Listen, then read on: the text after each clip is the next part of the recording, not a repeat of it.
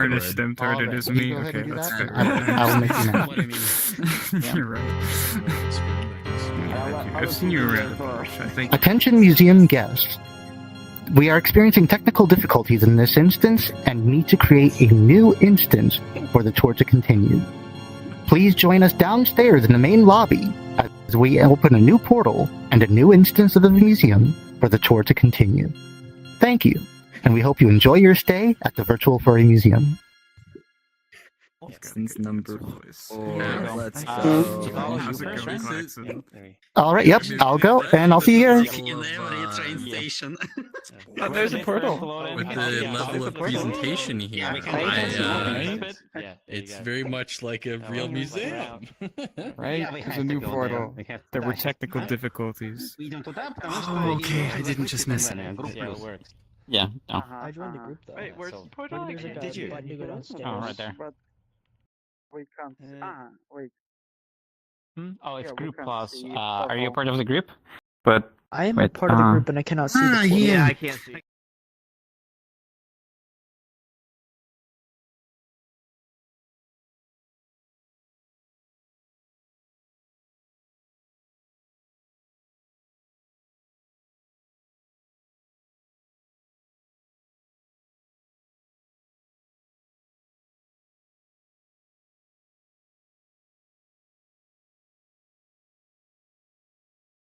And my computer is so loud right now, I think I might actually just get a 360mm AAO.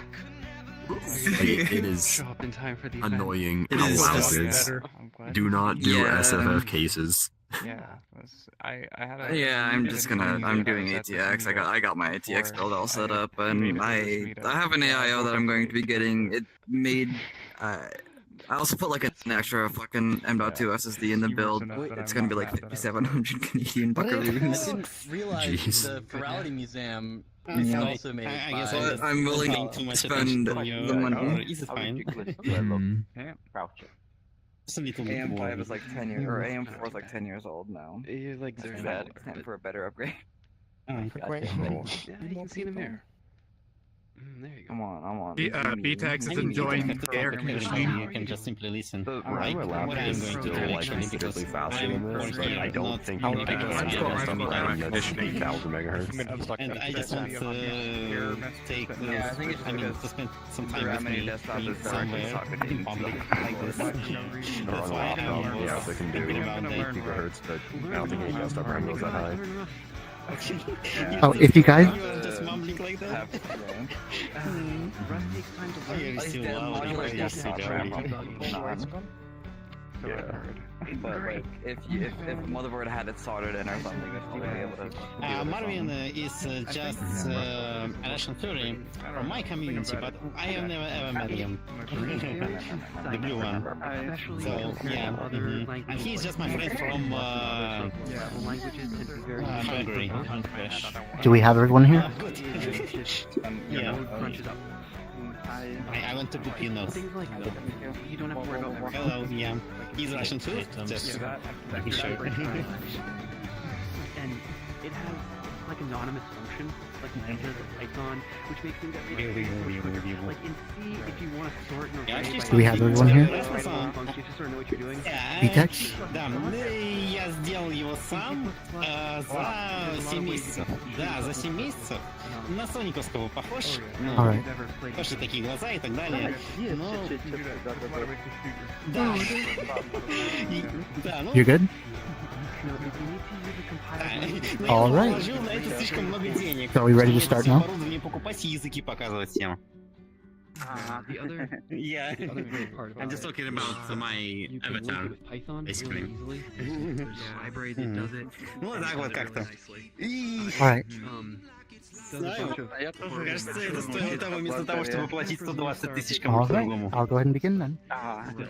it kind of Ты знаешь, потому что это все-таки работает и так далее. А для меня это было в первый раз, и все-таки я планирую на то, чтобы еще кому-то делать. But you do have to kind of stick to the template. Okay, did you manage to load in here first? Is everything good? No, I wasn't first, but...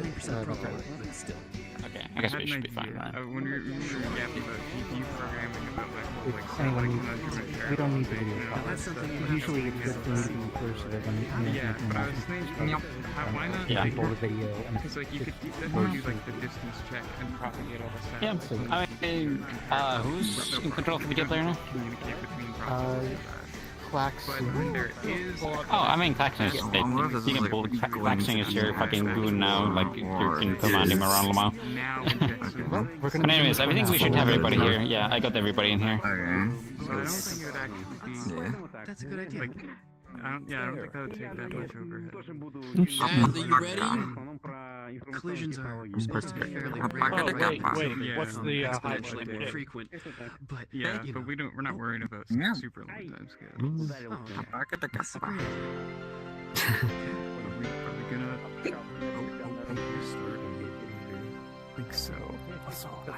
How are you? Ladies and gentlemen, furries of all ages, welcome to the Virtual Furry Museum. The tour is beginning now. Please enter the main lobby to meet our speaker Sotalo as he presents to you the art, people, history, passion, and excitement of the furry fandom. Please proceed to the main lobby. The tour is beginning now.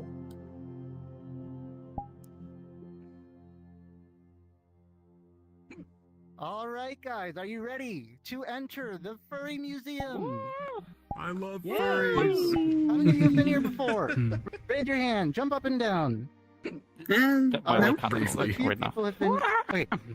All right, quite a few of you have been here. How many of you have not been here? This is your first time. Okay. Fantastic. So I already gave the announcement before. If you're having trouble with performance in the lobby, please lower the mirror to video or lower option. That should improve your performance in the lobby. You can limit the number of avatars visible and block very poor avatars. That should help your performance. Otherwise, we hope to have a very interesting, wonderful tour here today.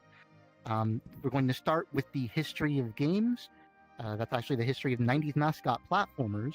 And I actually have a cool new thing in there to show you guys. And I just made it today. And then we're going to move on to our subculture presentation to learn more about the individual subcultures and aspects of the furry fandom that people find rather interesting.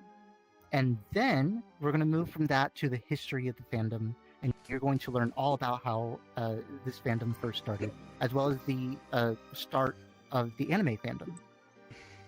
So once again, if the music is too loud, you can lower the music volume there. And I recommend keeping world volume up so that you can hear announcements through the microphone. If you need me to speak louder, let me know, or quieter. You can just select my avatar and lower my personal volume. The microphone does not amplify my voice in the voices section. It amplifies it in the player audio. And I also have closed captioning.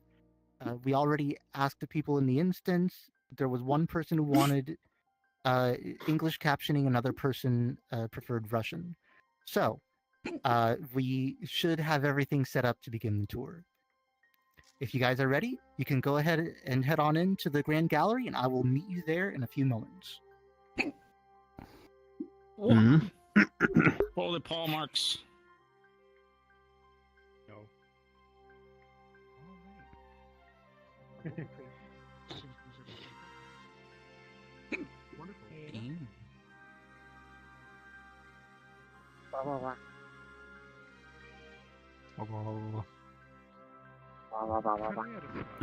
Fucking come here.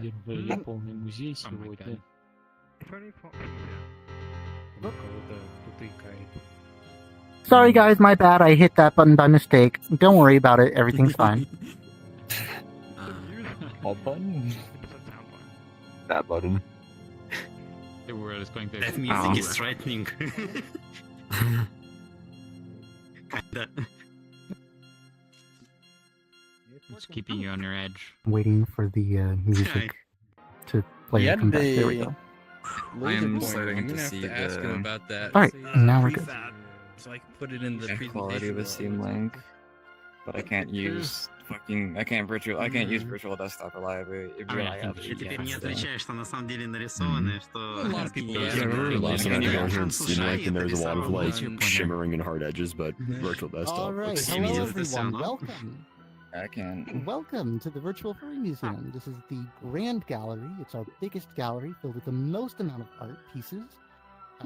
The center console over there was actually created by Fan Shuhai. That's 100 of his headshots. Many of those have become very popularly stolen and used as furry avatars. Starting all the way at the bottom in 2010, spiraling up to 2012 at the very top.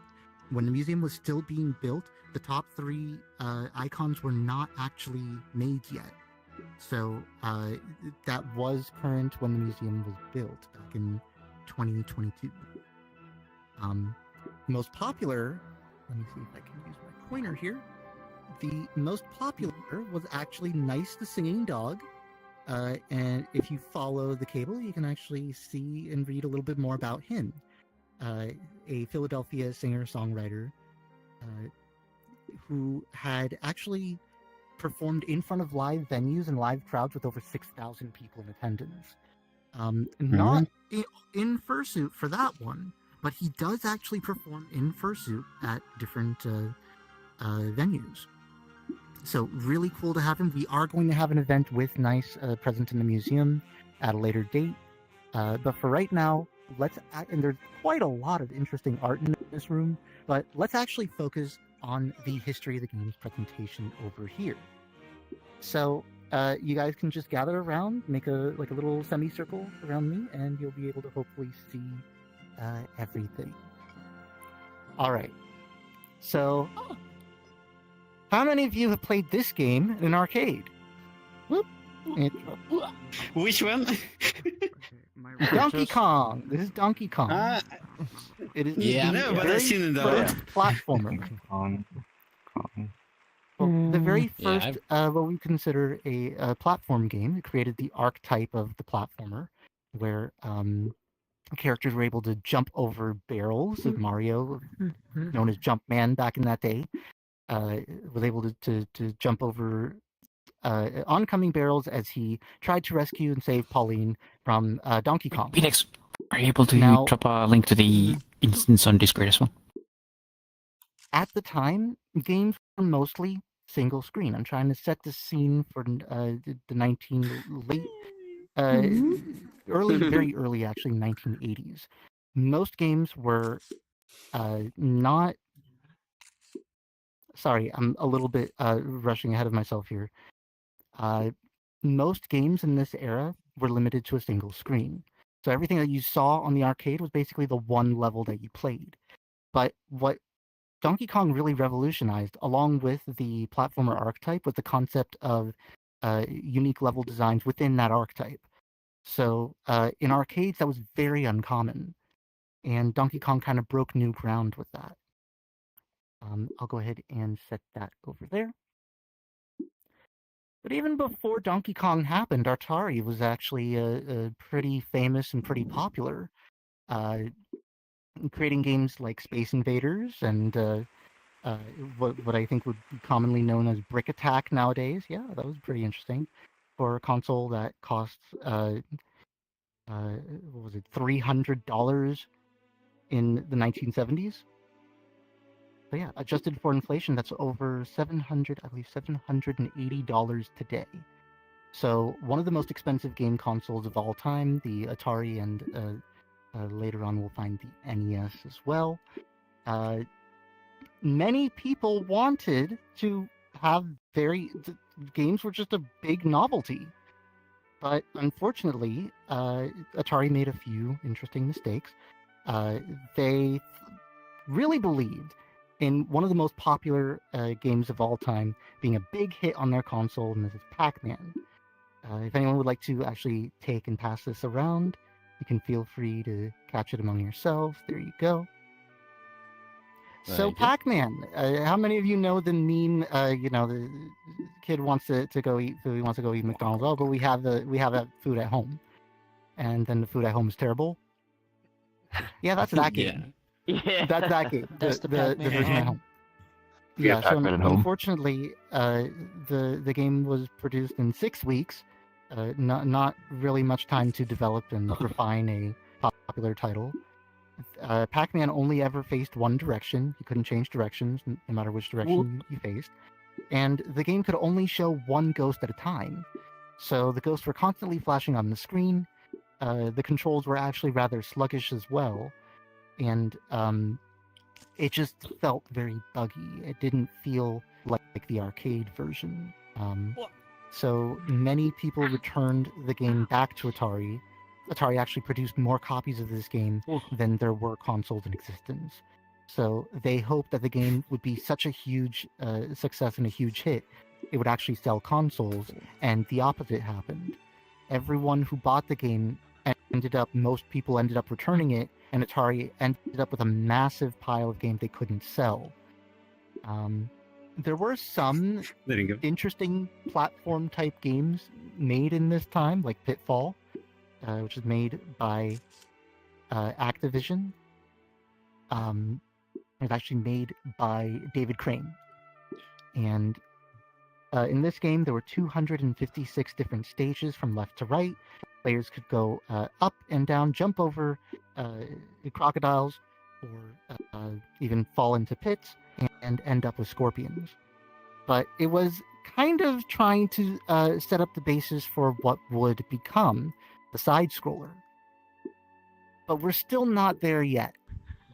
Atari had one last-ditch move to try and get gamers interested in video games. At this point, the novelty was starting to wear off. The Pac-Man didn't do so hot. And the cost just wasn't worth it for what people were paying for. So they decided to pull out all the stops and create one of the biggest hit games with one of the biggest hit movies of the 1980s, E.T., the Extraterrestrial. So they got their best designer on the job, Howard Scott Warshaw, who made the hit critically acclaimed game Yar. And unfortunately, he only had 6 weeks to make the hit game. And apparently in interviews, he said the 6 weeks wasn't even just the development time. They also had to manufacture and produce the cartridges. So he had basically no time to make a game. And many critics actually said the best part of the game was the title screen. You get to see a nice 8-bit version. You guys can feel free to carry this around. Yep, there you go. So when the game starts up, you get landed on Earth in a spaceship and given no instructions of what to do. You end up in a forest, but no direction clearly where to go and what to do. Eventually, you will run into a hole, and when you fall in the hole, you have to hold a button and extend his neck up, and then he will proceed to fall back down the hole, because it will respawn you right next to the hole where you fell off. So the game had some bugs and some glitches, and it was quite confusing to work out. FBI agents would run around and arrest you, take you to jail, and when you end up in jail, the game kind of freezes. Do you know how you get out of jail? Resetting. Yeah, you walk through the door. You walk through the door. Yes. But just like in real life. Just like in real life, yes. Everyone walks through the doors in real life. So yeah, there were some aspects of the design that it was just very confusing. Atari actually, there were someone at Atari who yelled at reviewers saying that an 8-year-old child was able to figure it out, which ended up in a lot of reviewers basically saying it wasn't for them, but maybe a child might like it. The game did pretty badly. Needless to say, where did my laser pointer go? Do I have my laser off? So that's how we got to this right here. This is an ad offering a $5 coupon for the movie if you bought the game. because Atari was just that desperate to sell the game. It didn't do so hot. Between E.T. and Pac-Man, Atari lost so much money that they weren't able to satisfy. They weren't able to make back the profits of what it cost to produce the games. They ended up going bankrupt. And when Atari went bankrupt, so did several other console manufacturers at the time, and many other businesses that used to make video game consoles just pulled out of the industry entirely. This is known as the Great Video Game Market Crash of 1983. At the same time, however, in Japan, Nintendo was doing great. Donkey Kong was a huge success. Nintendo made several other arcade games which were also big successes. They worked on Mario Brothers, but they wanted to make effectively the Holy Grail, a really good video game console that you can own at home. So they made the Famicom Entertainment System. It was a cute little console. You put the games up on the top, and the controller was a cute little short little cable.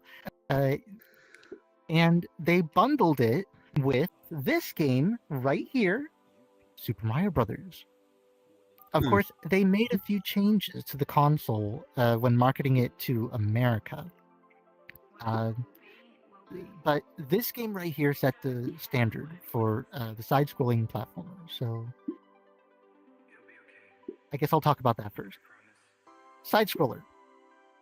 You can move from left to right. The camera moves smoothly with you, and you can control Mario's momentum, which was something that was not very common at the time. The ability a level of control that people had over Mario, plus the non-linear gameplay, which allowed you to skip levels and even portions of levels, was actually much more complex for the time period, and it was a huge hit. In order to sell the game, salespeople would actually let shoppers play the game physically in person, and it turns out when people really loved what they were playing, wow, that was great, and they would tell potential buyers, yeah, you can take it home with you. But wait a minute, what's the home version like? What's the home version like? Yeah. Video games were still dead in everyone's mind because, as far as everyone was concerned, video games were a fad. They were expensive. They were not very good quality. And that, unfortunately, was not did not bode well in America. But there were several things that were done to try and fix that, which ended up giving Nintendo the best success that they had in order to take 90% of the market. The salespeople would take the controller out of your hand and box up the unit and charge, I believe it was $250 or $200 for the unit. Shoot, I probably should have looked into this again. But out the door, you would have the same game that you were playing in testing or in on the demo. The game itself was pretty good, and Nintendo actually had a slew of developers who made phenomenal games. But there's one other thing that they did in North America specifically to help sell the consoles. I'm trying to get it from up there. So I was going to model the Famicom and the original NES, but this is a model of the NES that was sold in America. The PAL version would simply say Mattel version instead of the NES version, but otherwise it was physically the same dimensions, same shape. So rather than fitting the games on the top down or having the controllers hardwired in, there were ports for the controllers which could be removed from the console entirely, so it would be a nice sleek box sitting next to your TV. And then the games had to be loaded when you flipped up this flap up here. They had to be loaded into the unit. Now, what does that remind you of? VCR, like right? A VCR. Yep, there you go. VCRs were hugely popular in the 1980s. People loved going to Blockbuster and renting home movies, and the idea that this isn't a video game system, it's an entertainment system. This isn't a video game console. This is an entertainment box. Well, a lot of those silly things, well, they seem silly now, did work, and it was quite successful at getting people to change their minds about what video games could be.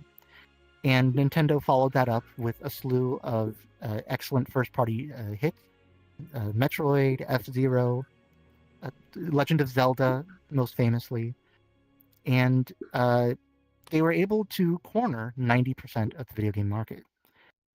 The home console market was effectively Nintendo or nothing.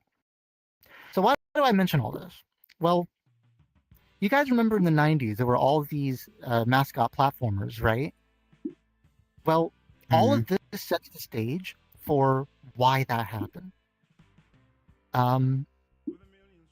Nintendo cornered the market, and they did very successfully with Mario. But if you wanted to compete with Nintendo, you were competing with the best of the best in the industry.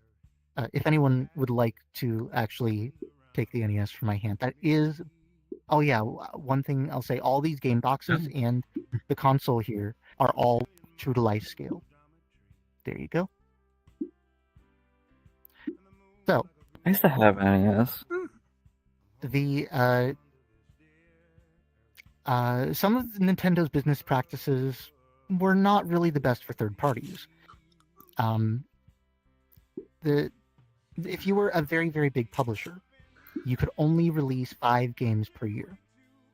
It didn't matter whether you were a small publisher or a big one. Nintendo did that in order to curb and put a limit on the quality of games. So whatever you were selling had to be a good hit, otherwise you wouldn't succeed in that market.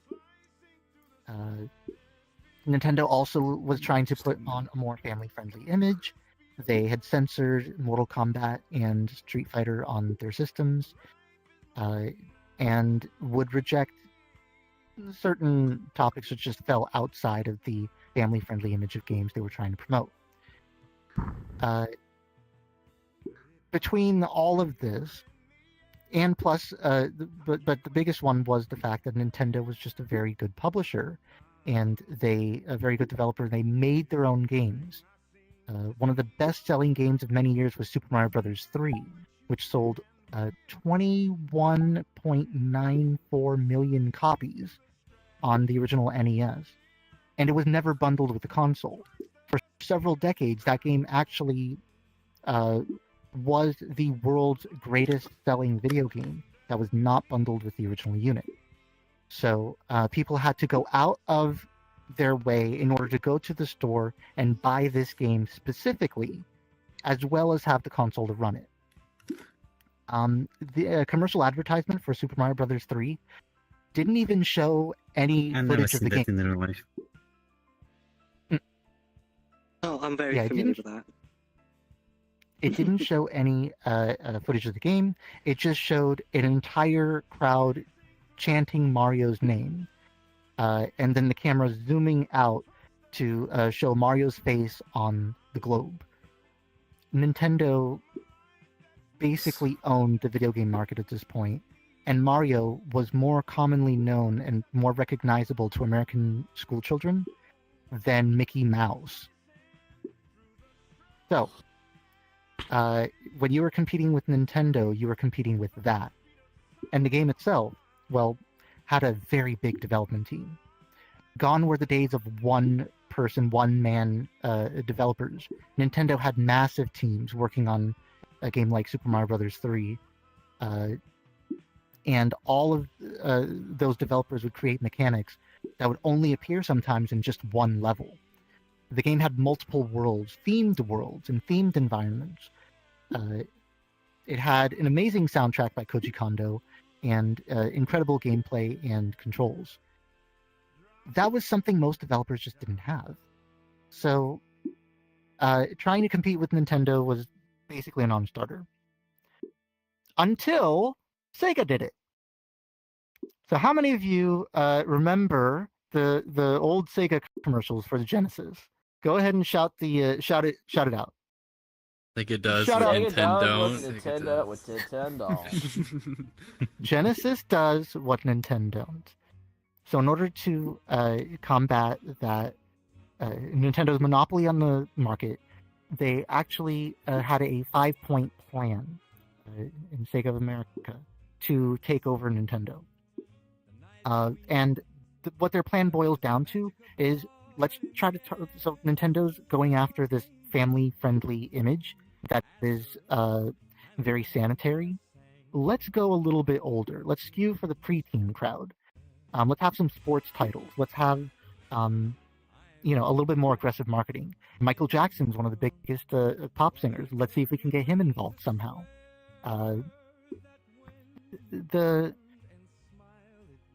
It's kind of funny. Oh, and dethrone Mario. That was another thing. So Sega had already a plan to dethrone Mario with Sonic. Sonic was a mascot with an attitude. He runs faster than Mario. The gameplay is very different from Mario. It's not something that Mario would ever do, but it was interesting and it was fascinating. Okay, well, the game was very successful, but let's see you do it again. And again. And again. And again. Sega made an entire franchise. They merchandised Sonic. They even sold TV shows with Sonic. Sonic became a huge hit. And so they wrote the blueprint for how to take down Nintendo.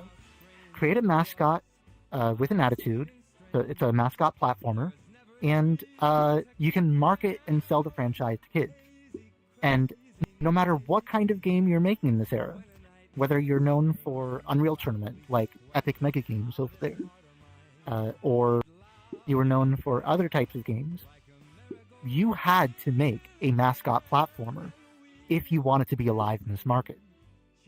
Now, that does mean a lot of the games on this wall are actually commercial endeavors. Oh, if anyone would like, you can feel free to take this. Hey, Sotalo, I have a quick question.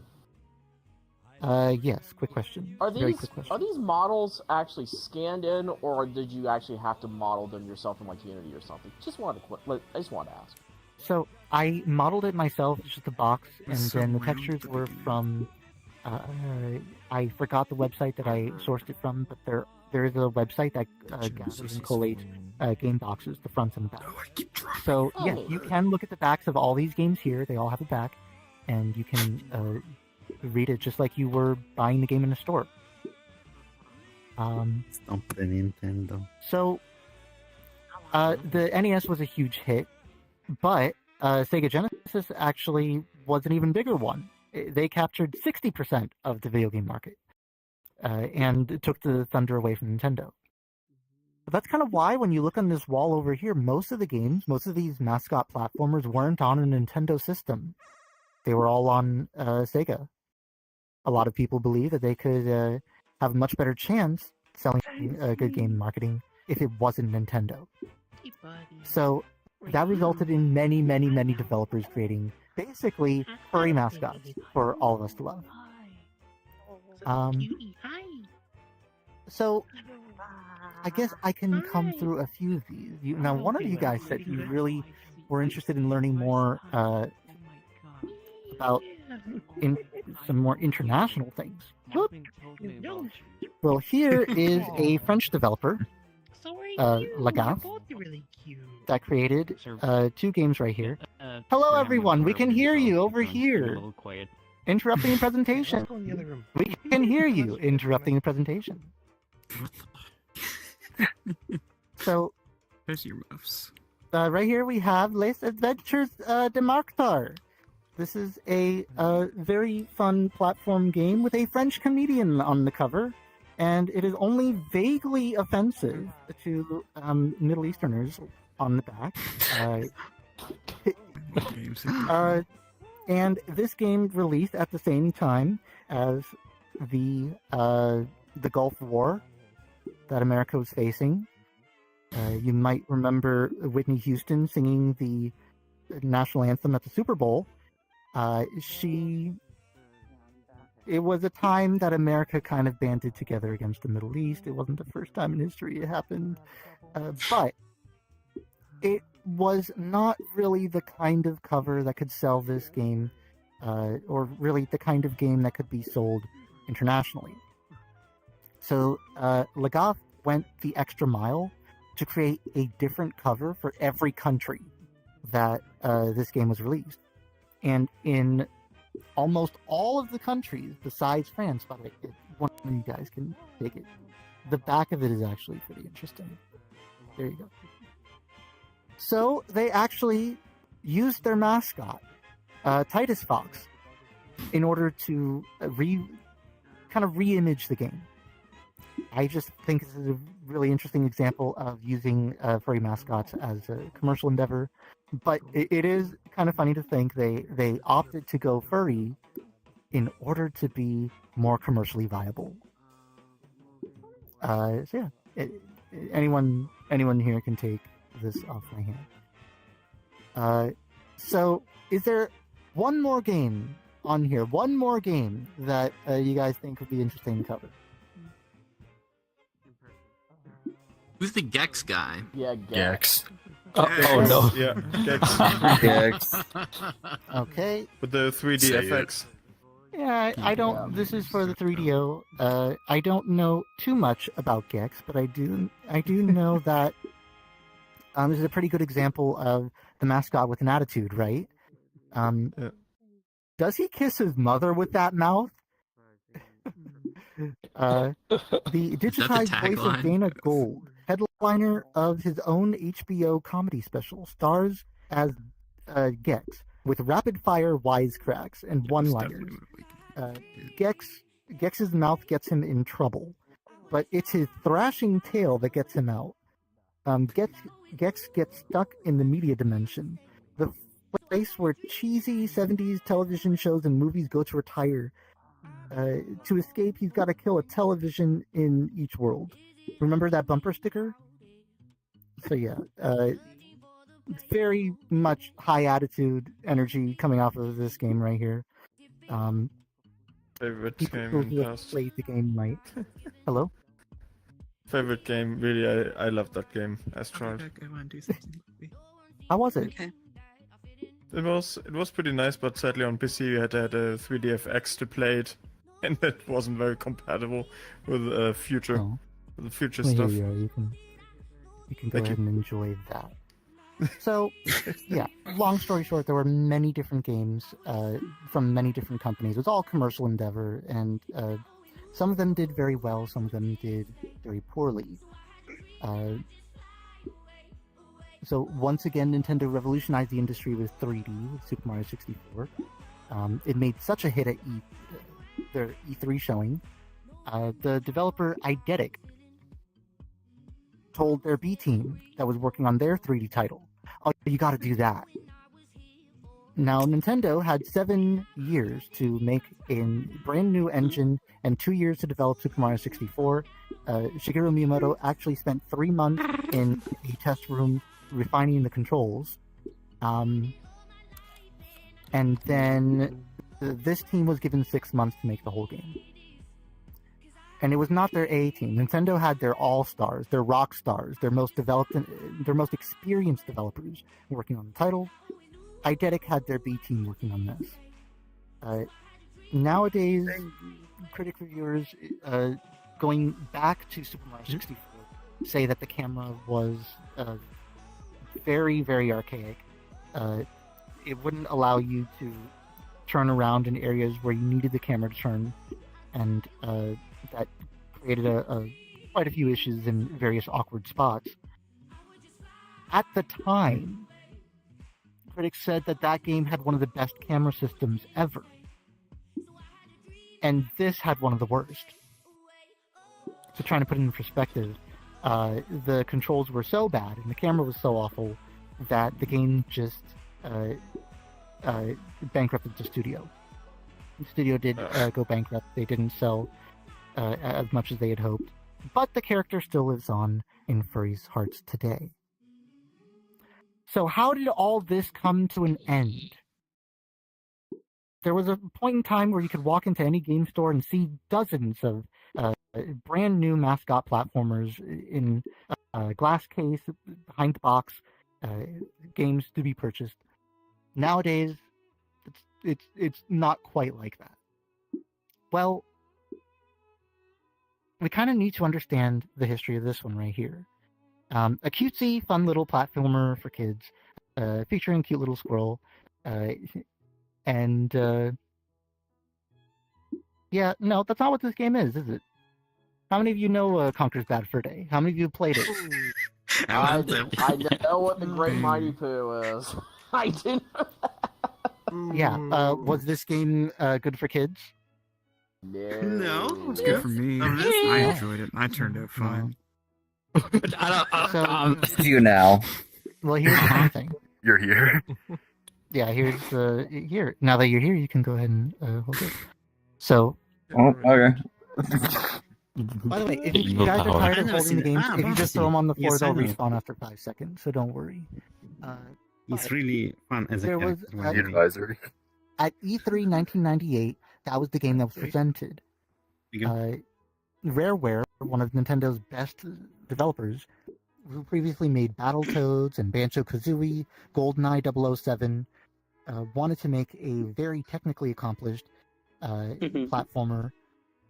And it was a cutesy, fun platformer, but Andy McDermott said that the game was very similar. It was a perfectly fine game, but it was very similar to a 1993 Game Boy Color game called Mr. Nuts, featuring another squirrel character in a world that is basically similar to the worlds that Conker was supposed to be in. So there was a risk of copyright infringement, and Rareware had to retool the game to make it as different as possible. So that's where the idea to turn it into the raunchiest, most adult game you could ever imagine came from. It came from a desire to break away from the to just avoid any possible controversy of stealing anyone else's ideas or intellectual properties. Well,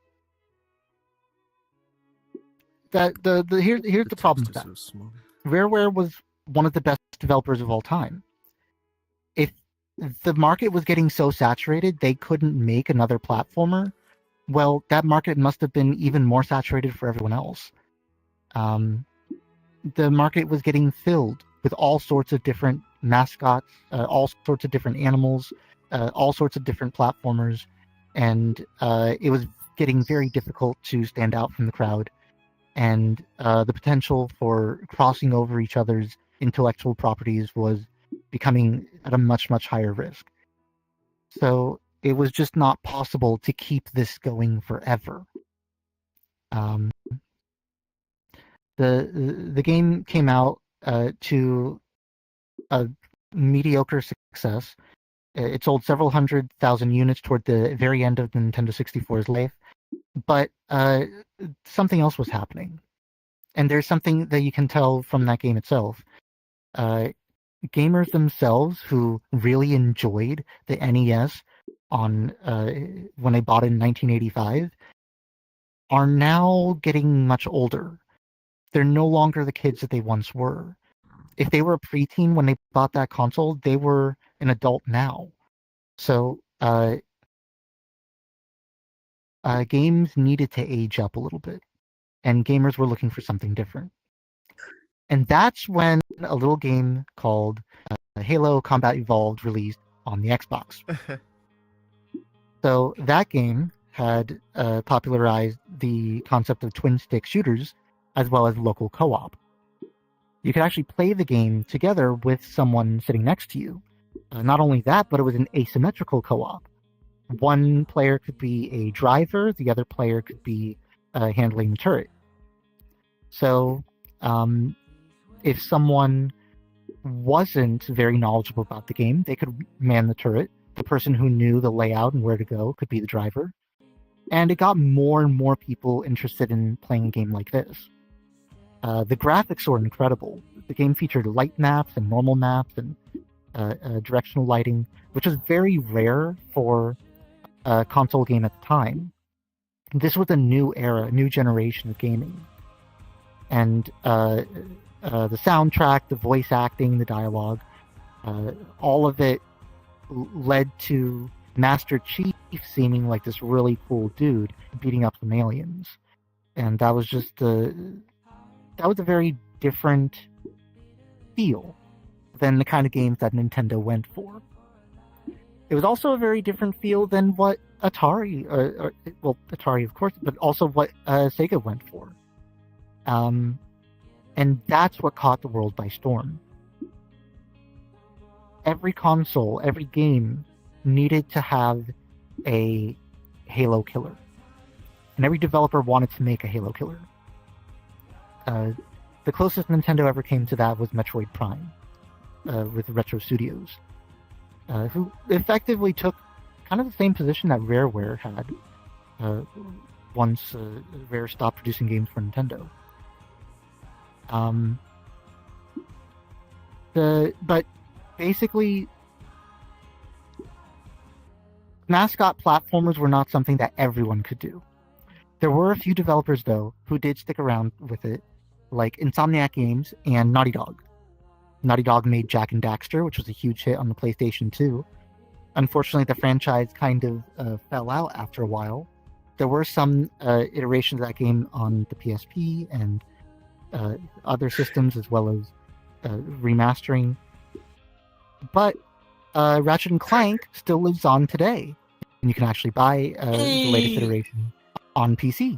Yeah. Ending several decades.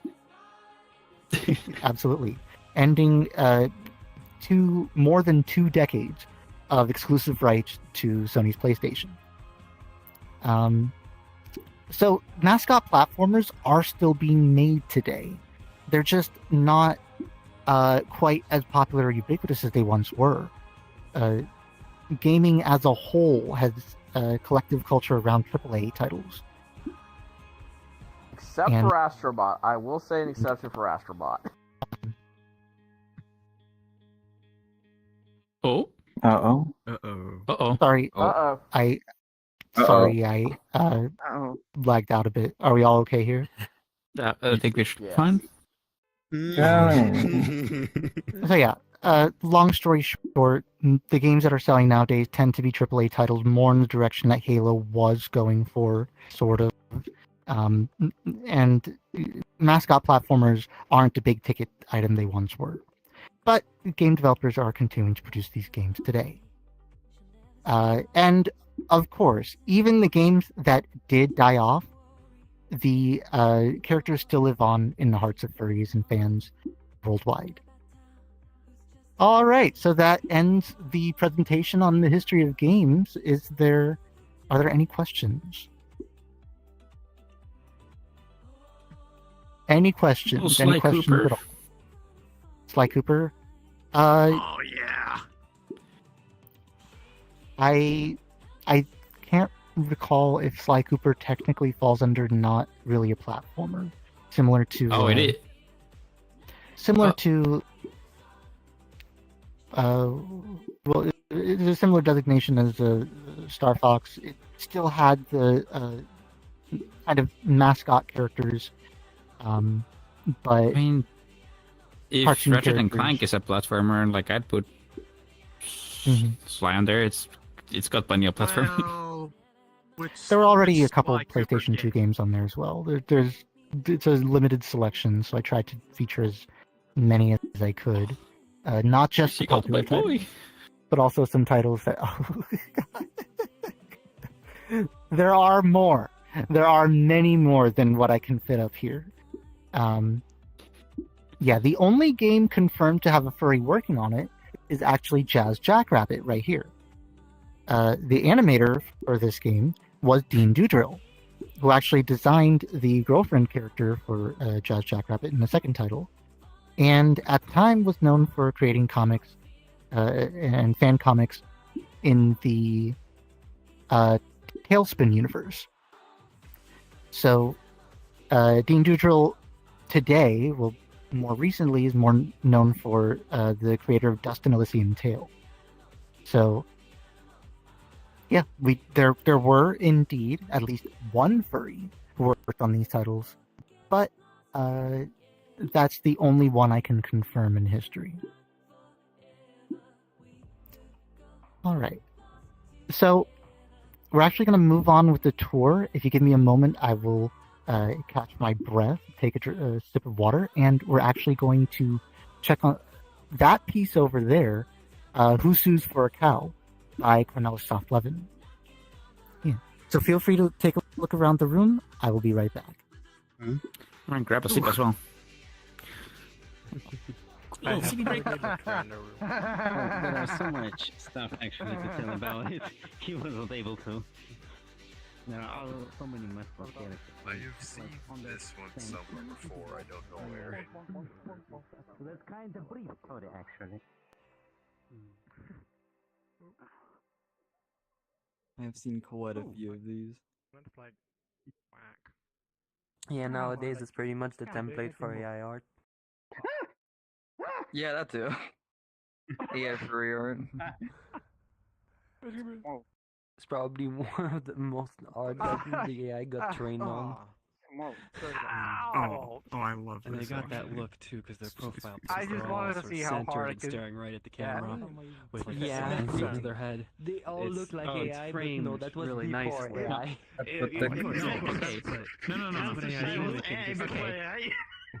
No, they look like AI because the AI is trained on this shit. Like this art is like so everywhere that this became the AI look. Trained on. So he could that's property right. I'm just looking at. But if there was somebody that could like claim about having their like art style stolen or whatever, like this guy would be it. Yeah, 100%. This guy just comes around the corner. Oh, you want to talk about stolen art? I swear this one is. Oh yeah. Oh, that one. Oh wow. Oh, you're surfing the rest. Yeah, he was. Pick your starter for but I saw the. Pick your character. Dude, if they sued for stolen art style, I bet they could get a giant cookie with the money. Fucking colossal. Oh.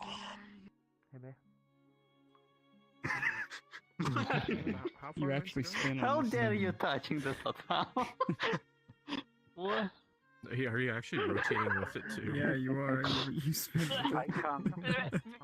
Wait, oh my god, wait, he got jiggle digits. Oh, God. Snooze physics, yeah. There we go. At least we can take a photo with him. Like, remembering the event. This is like very subtly nauseating because it turns you in slight increments. You go here and like actually. I actually want to take a photo. Oh yeah, you can. Just to remember. Я знаю. Я знаю, просто хочется запомнить. Started with the funny business. Yeah. You started with the funny business. I'm dealing with the Indian No, business. it is correct. 2 days. Oh my god, so that's... They're not open on Sunday, which is That's now, what's because it's in like a half gift. later. Look at my nervous system. Problem is 30. Oh. Okay, FPS is not bad, but the frame time is horrendous. Working and perfectly installed and everything, but there is like a minor aesthetic damage in an inside part of one part of the machine. A plastic part. Yeah, And the fucker is bitching about it. kind of why I got FPS VR as well. And changing that is extremely complicated. I don't know what it's really good for. That's the problem. OVR toolkit. I mean, if you're willing to pay for all of the extra work enough, then No, I that's guess. the problem. Actually, just cleaner. Ну, Я не still haven't seen замечаю на anything. самом деле, в чем тут именно. Bro. And they don't The actual like desktop try access like for until Что-то they give the подобное. okay, they don't pay, they don't give the money. And you know they don't like there is a very tiny fracture in an inside part of the machine. It's absolutely not seen from outside or anything. And the problem, like the machine is fully working. We tested, it works fine. I don't know why. That's the Не знаю, situation. как там на самом деле сделано, но я сделал именно так, что я попросту усреднил. Вот есть поверхность, которая определяет, как будет They're having a little sippy break here. на хвосте все это усреднил, на хвосте. I'm wondering if I should finally update the graphics drivers and also if there's a way to artificially raise the frame rate. Because it's модельки делаешь, No, да. just Вот и все. buy a new graphics card. Так. That's how you increase the I frame mean, rate. I'm don't think CPU the bound in interface here, for it so would help a GPU lot. isn't gonna help a lot. I mean, yeah, I think I'm CPU. With how many people are talking to this. I recommend getting FPS VR. That's gonna help you track that. Oh yeah, it's CPU at about 50% accurate. Yeah. Well, I'm gonna do GPU drive. That'll fix X's overlay. Also, aren't the new NVIDIA like drivers just kind of ass? I think I'm avoiding them. I haven't heard anything good about them. Ничего. I know, sorry. Hey, let's go. Well then, take that off. Dedicated GPU memory is full. Hello? Hello. I'm headed What's to going on? Central Alabama on Monday. Yeah. I'm just gonna chatting whatnot. It's gonna go for the next. Yeah, I'm going to. What headset do you have? I have a question, bro.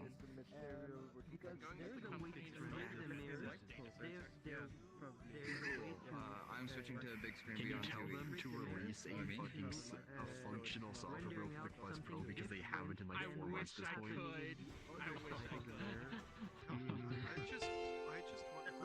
Attention everyone! The tour is continuing in the Grand Gallery. Please join us in the Grand Gallery. The tour is about to continue. Thank you, and we hope you enjoy your stay at the Virtual Furry Museum.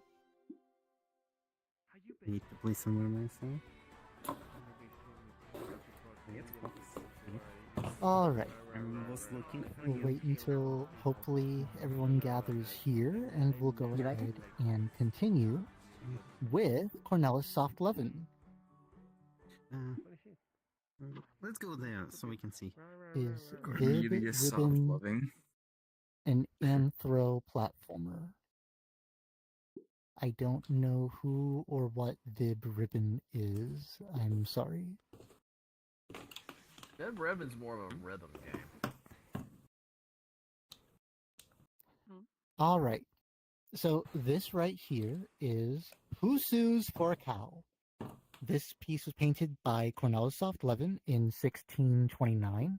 He is from the Dutch Renaissance age of artists, which was a little bit after the Renaissance in Florence, Italy.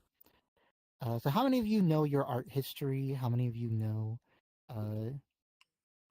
Come on. Surely someone studied art history at some point. I didn't get that We're- from autism. We're STEM heads over here. I don't know, people who haven't gone into arts. I've done a little bit. Yeah, that's wrong tism. Okay, well, how many of you know the Renaissance? Yes. How many of you are familiar? I'm sure you've been to Renaissance fairs and you know the with knights and swords and well, the Renaissance was a very important period in art history. It was a time when we divested from the Byzantine era of art, which is the hallmark of much iconography in various churches. Hello, if you two are making out over there, we are hearing you. We are all hearing you. Hello. So, Oh dear.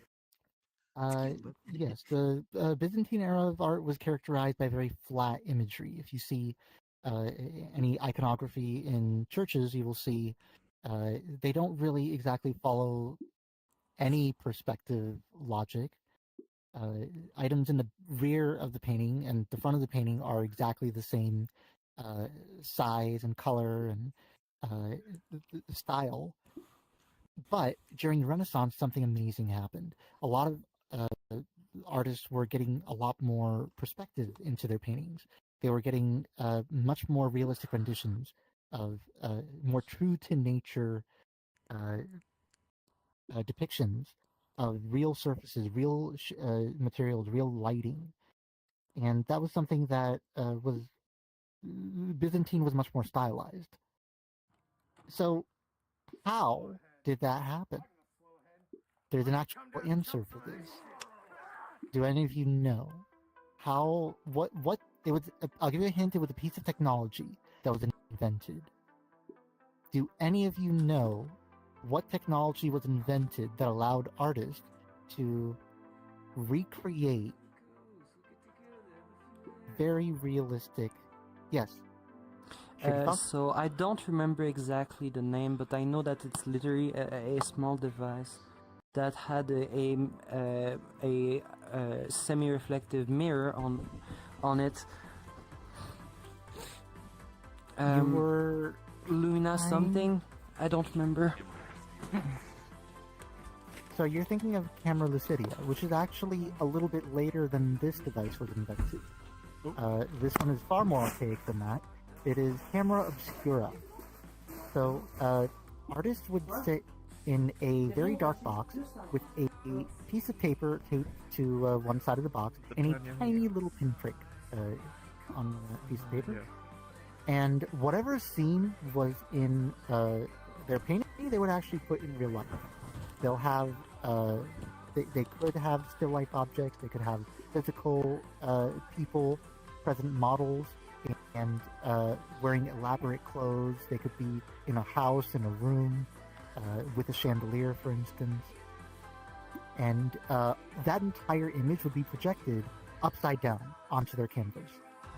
Then they would trace around the lines and understand the exact shape and form of whatever they're capturing, and then take that canvas out of the box and go and paint materials as realistically as possible. That allowed artists to capture very complex perspective, which wasn't possible even analytically. And then later on, there were other inventions developed, like a prism, that artists could simply take the scene and use the prism to reflect it onto the canvas and trace it rather quickly. There were all different kinds of technologies developing to help and assist artists capture more realistic depictions of still life and human characters. But animals were not common in those in the Renaissance. And I guess I should have led with that, but I'm telling you straight up right away, that's the reason why animals weren't depicted in a lot of Renaissance art, because the style of the time period made it very difficult for an animal to be rendered as effectively as a still life or a still human model. Artists who could draw and paint animals were considered showing off, because it was very rare and very difficult to do. One such example of that is actually a portrait that Jan van Eyck did, which featured a wealthy merchant and his dog. It was a white French poodle, and he was able to paint the poodle the poodle does appear a bit stiff in the image, so it's quite obvious that he didn't have a live model to really capture properly and work with, but it still was able to render it very adeptly and very well. But Jan van Eyck didn't replicate that for many different pieces. He did it once. He did it sparingly. Cornel Soft-Levin, though, produced hundreds of pieces, all with anthro animals, depicted in them, as well as many depictions of hell. This piece right here is actually a satirical piece about.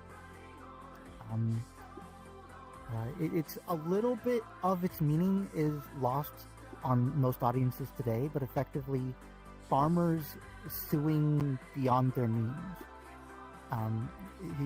Cornelius obviously thought it was very amusing that lowly farmers who were effectively the peasantry of the era, suing each other over livestock, and that became a topic in this piece. So this is where my laser pointer would come in handy. There we go. So we can see several figures in the piece that are humans, and there are quite a few animal anthro characters. But the higher up you go in the frame, the more wealthy the characters actually become. So this couple right here appears to be much wealthier than this couple back here, and the farmers back here are dressed in ragged clothes. And if you look in the top left, you'll actually see what could be the wealthy owners of the establishment, or just wealthy patrons looking down on the rest of the population. There are various animals, including sheep and even a bullfrog right here, and various anthro characters that are the combination of animals and humans. There's also, I'm not going to point at it, a rather interesting portrait, or an interesting character that is part human and part animal. And when you see it, you'll be a little bit spooked, but that was depicted in there as well. And I'm sorry, did I get through everything? Oh, yes. So, how old do you guys believe Cornelius was when he painted this? 21. Well, he was actually 22, but that was a very good guess. Yeah, Cornelius Levin was 22 years old when he painted the... Hey, Sotalo? Yes? Yeah, maybe I missed it, but why are the farmers suing each other with livestock? It's believed that they sue each other over stolen livestock. Who sues for a cow? Gotcha. Yeah. So, the fact that Cornelius Levin, now he did a lot of animal studies with farm animals, so a lot of farm animals are what's present in his pieces, but I think the amount of work that he went through and the extent that he had gone to paint something that was very much not common of the era, with a level of detail that was very common in the era, to me, that speaks that there is something within us that loves these animal characters, these anthro animals, that predates even the furry fandom. And you will see this throughout history. Anthropomorphism is nothing new. Loving anthropomorphs is nothing new, and even painting and drawing anthropomorphs is something humans have been doing for even longer than civilization itself. So with that, we're going to move on, proceed with the tour into the dark room. Now, if you do have seizures, does anyone have photosensitive seizures? Go ahead and jump up and down so I can see you very clearly. Okay. Oh, BTEX. And Chong. Okay, so you can peer behind the sign. You can see the flashing lightning. That's going to be the things flashing. There's nothing else in the room that flashes besides that. So if that's okay for you, you can go ahead and click the sign and proceed into the next room. Otherwise, if you do have seizures, just keep looking on your left. Okay. Sorry. Almost dropped my water bottle.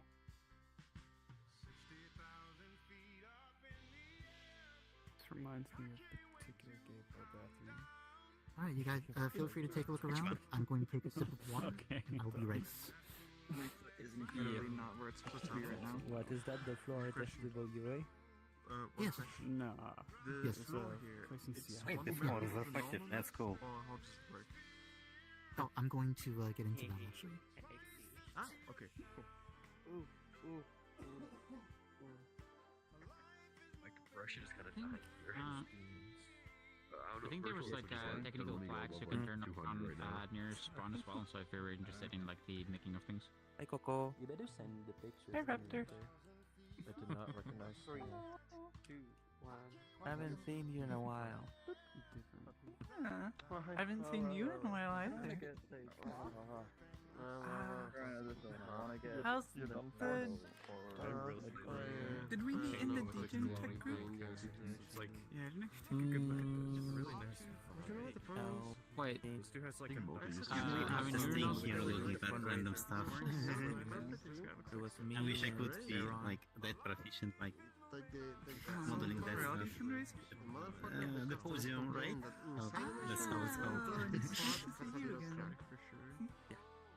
Oh, is everything fine?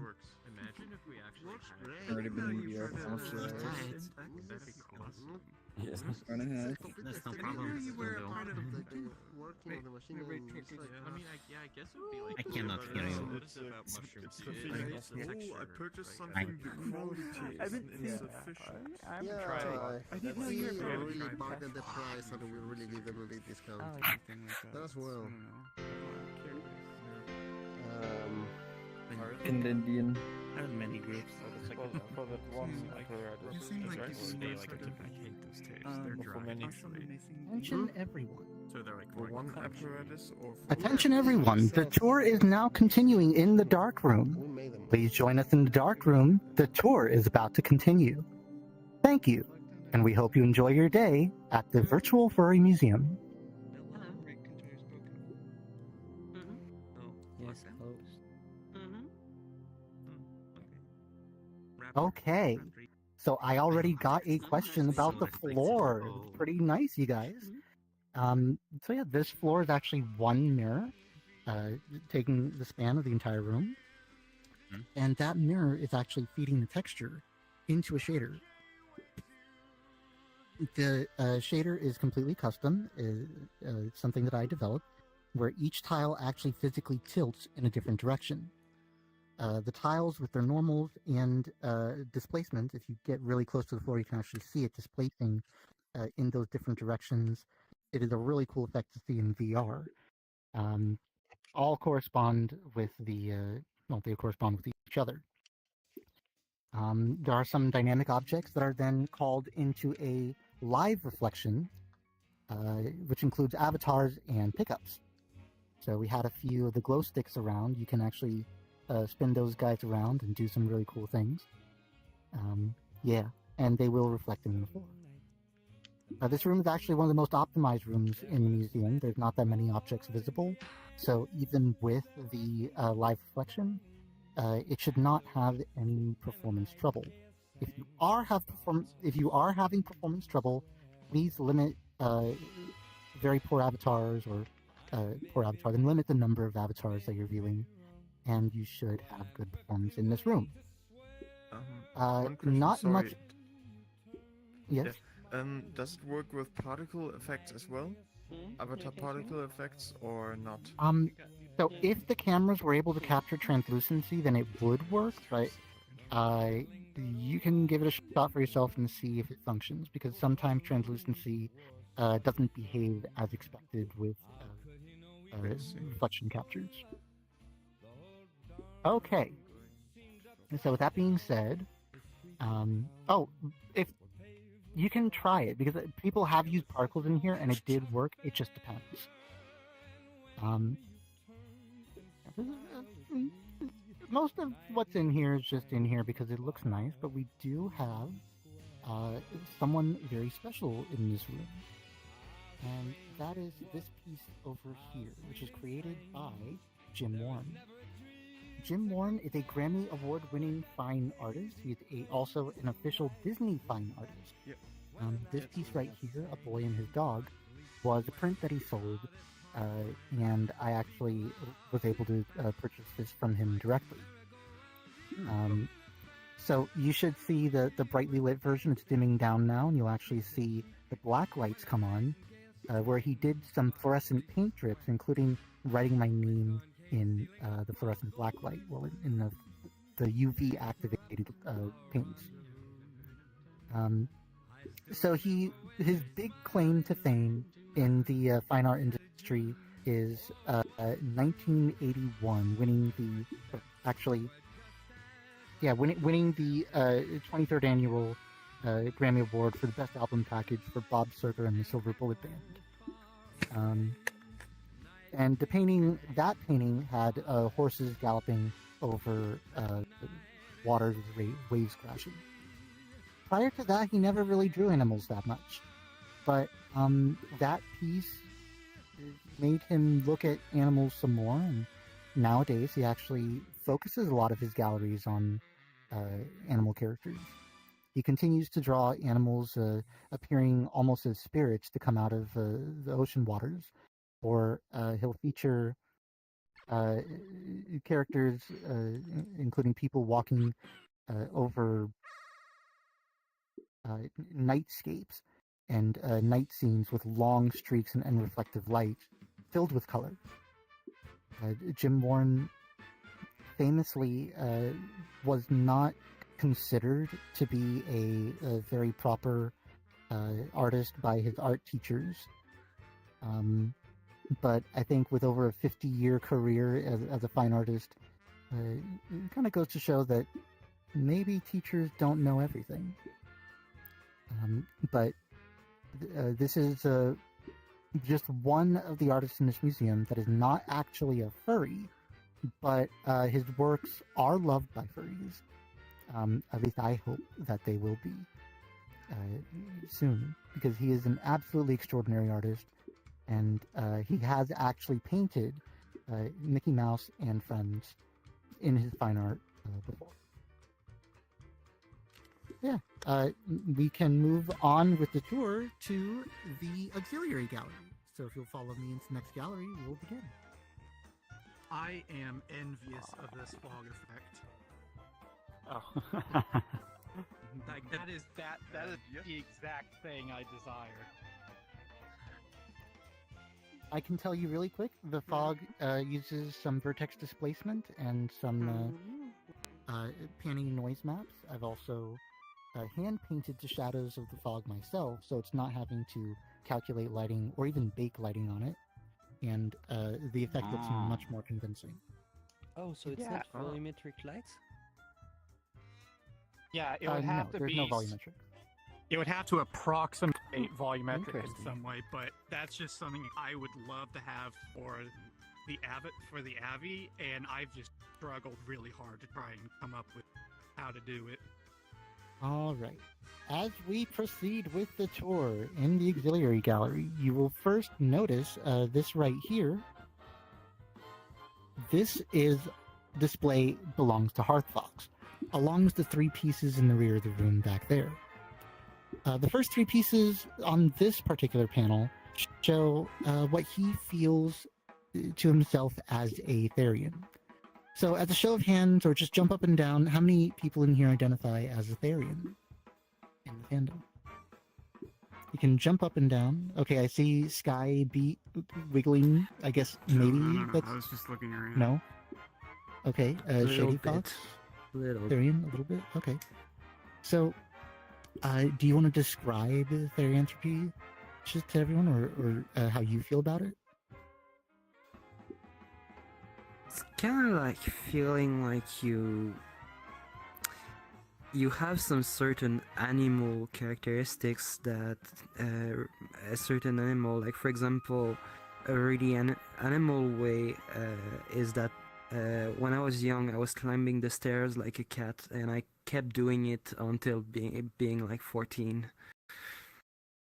So feeling like an animal, and you used to climb the stairs like a cat, and you felt more animalistic in your movements and mannerisms. The funny thing is, Hearthfox feels the same way, and he wrote a lot of those feelings on this page as well as that one. And when he posted this on Twitter in September 2022, many people responded who are also Therians, saying that they felt exactly the same way. It is believed... Now, this right here, there's no right way to stand. Like, he said shoes help, but bare feet are weird. But also, he doesn't know he wants to, like, stand up on his feet or put them down. Difficulties with walking and kind of T-Rex movement and standing up on your tiptoes are all kind of signs of autism and neurodivergence that we don't entirely know the reasons why. We just know there's a combination of factors between sensory and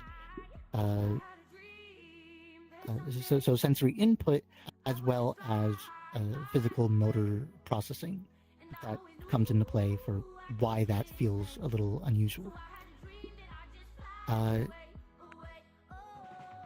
So that kind of brings us to the wall behind us, the Subculture exhibit. So, going from right to left, we have inflation, ABDL, pause and tickling, we have hypno, and vor. And all of these pieces actually represent not just the subcultures, but multiple different subcultures and subsets of those subcultures. So this would be considered softcore vor. This is not only hypno, but also bronies, fans of My Little Pony. This particular artist is well known and well loved for his paws. Also, Alphonse Lavallee, he is a French artist. So this actually represents both aspects of... I'll come back to that in a minute. This one represents not just inflation in general, but inflatables, which is a subset of inflation of people who really like... there's pool toys or inflatable bounce houses. Basically, being an inflatable character yourself. So, how many people really like this? How many people really like this piece? How many people really like inflation? Nobody? Not a single one? No. Okay, that's quite unusual. I mean, I only know furries who are liking pool toys, but basically they don't really go that far. They're mostly old furries from like, they're 40, 50 years old. Well, at least in my circle of friends. Okay. Well, does anyone have any friends who knows people who like pool toys and inflation? Kind. Yes. Okay. Yeah. Yeah. Bunch. Significant portion of the fandom. How about ABDLs? So people who like to have like a kid character or baby character, or like to wear diapers and may even have that on their character. Nobody? Not a single person? Not really. This is the strangest group I've ever toured in a museum where not a single person. Okay, well, do you know someone? Yes, I do. I know a few. Okay. I know a few as well. I know Yes, exactly one, but not personally. But I've like seen them like be into that. But that's about it, honestly. Okay. Here's an easy one, and I better see hands for this. How many people like paws? There we go. How many people now admit it? Now we're getting. Okay. Well, what about? Okay, so hang on. You like paws? Keep your hands up, or if you're on desktop, just jump up and down. Now put your hands up, or put your hands down and stop jumping if you don't like tickling. So keep your hands up if you like tickling as well. Do we have anyone? Okay, we have a few people who like that. So this one. Okay. How many are bronies? How There used many to are be bronies one. in this room? Used to Okay. be. Yeah. Yeah. Well, used to be is good because the show, the My Little Pony Friendship is Magic, has stopped airing for quite a few years. Okay, John as well. No. I'm just fixing my tracker. Sorry. Okay, sure. No, I'm not gonna get. Sure. So no one. Okay, what about Hypno? I know Hypno can actually be pretty popular. Yes, there are some people. Interesting. Okay, some people like Hypno. Where's the sort of response? No. There's no sort of. If you like it, you like it. If you don't like it, then it's. A J. It's not your thing. Counts. Be decisive. Okay. No. Now, how about Vor? Who likes Vor? Okay. Yes, we do have some people. All right. All right. We are starting to. Okay, so we are starting to see. So basically, everyone, like, all of these pieces is kind of loved in here by at least one person, or at least is representative within this group. Now, trying to think about all of our different subcultures here on this wall, I really wanted to ponder the question and ask why. Why do furries like this? Why, and even outside of furries, there are communities dedicated to topics like this beyond our fandom. Why are people really invested and interested in it? What is it doing for people, and what is it bringing people that we don't really like? I wanted to find answers. So I actually saw a video of a real life, someone who in real life really liked tickling, someone who likes not a furry, and then someone who was in the pup community, who the pup hood and masks and pretending to be a puppy, which is not quite furry. It's kind of furry adjacent. But there are many furries who do belong to that community as well. Hi. Yes, oh, hello.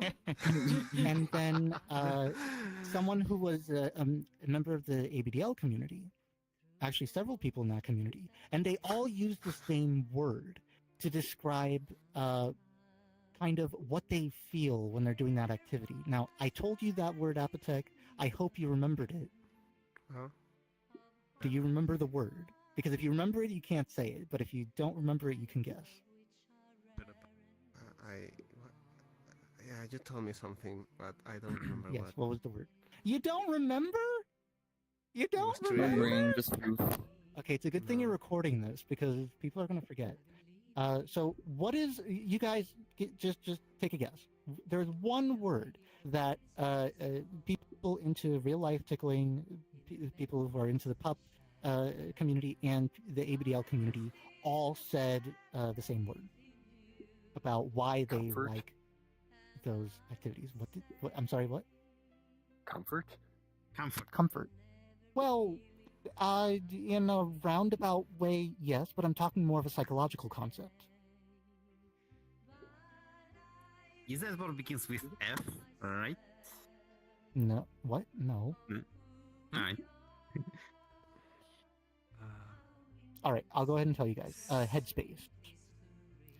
Oh. So, a lot of these different subcultures are actually, and people who like this kind of artwork, are trying to adopt a different headspace.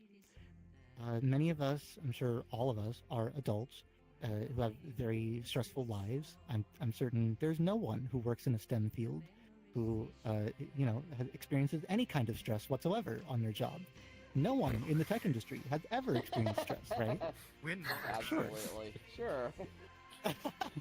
I just see Apotek right here buried, just completely buried. I mean, he's So, laid yeah, here for a for- reason. I would say that this is actually headspace, more like a form of Species escapism, of right? which we must not speak of anymore.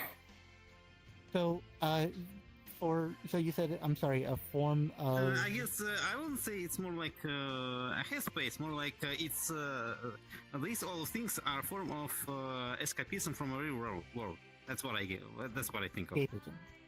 Well, the escapism plays Escapism. into the headspace, but the what I really like about the word headspace, as opposed to just comfort or escapism. So escapism is like, I'm not here right now. I am somewhere else. I'm on a tropical island, and I imagination. But there's no community surrounding people who like to go on a tropical or just escapism. That's not really that's not specific. And then comfort is even less specific. What people can get comfort listening to rap music and metal music. There's people who are feel comforted when they drink like a nice cup of tea, actually like what I have right here in front of me. And there are people who feel really comforted at really terrible thoughts and catharsism. But all of these are very closely related to headspace. I'm a stressful adult.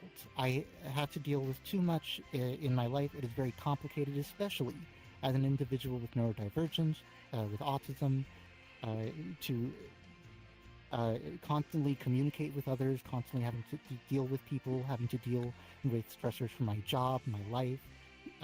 If you're working in a STEM field, then you might be having a lot of responsibilities. You might have to take a lot of tests to get to the certification to where you are. Sometimes you're in situations where there is no one else who can help you. If there's a problem, it is on you to try and figure out that problem, and it's complicated.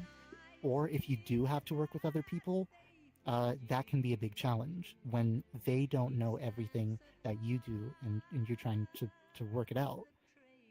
So when you put together the fact that there are so many of you who are in very lucrative positions and very stressful jobs, so many of you are neurodivergent, so many furries are definitely neurodivergent. And then so many people are leading stressful lives these days anyways, even without those things. It just creates the conditions for communities like this to spring up and exist. I asked someone, I didn't understand this one. Why would anyone want to be eaten? To me, I think that is nasty and it's gross, and I can bring my own opinion into this. But when I asked people who liked it, they said it felt like a warm hug. It felt comforting to be able to be on the inside of a mouth. It's warm, and I asked that person, so there are other things that are warm. He's like, but to him, he didn't get hugged when he was young, and he was told that you're a man, you're not supposed to show emotions, and he grew up kind of with a very errant conception of manhood. And then this is what gave him comfort. The idea of being, like inside the mouth of a larger furry, being just kind of resting in there. It felt very comforting for him. But even within these subcultures and minorities, there's even smaller subsets, and within this, there are people who like lore for the excitement of it, the trying to struggle to get out, and being in a situation that seems completely hopeless. So it brings different things to many different people. Now, I really don't have the time to study and go into all these groups. By the way, this is the one that I love. But this one right here is a community that I've been doing a very deep dive on. The ABDL community, baby furs, are actually a significant portion of the furry fandom. The estimates from Fur Science put it at 5 to 10% of the fandom, but when I give tours, it's roughly 20% of people who come on these tours are members of this community. And when you look higher up in leadership positions at furry events, around 40% of furry convention board members are ABDLs themselves. So that got me asking the question. Also, there is ABDL communities outside of furry, but they're not nearly as popular, at least as a proportion of the population. So why? I asked why. Okay, so I understand a little bit about lore now. I understand the headspace thing, but why this?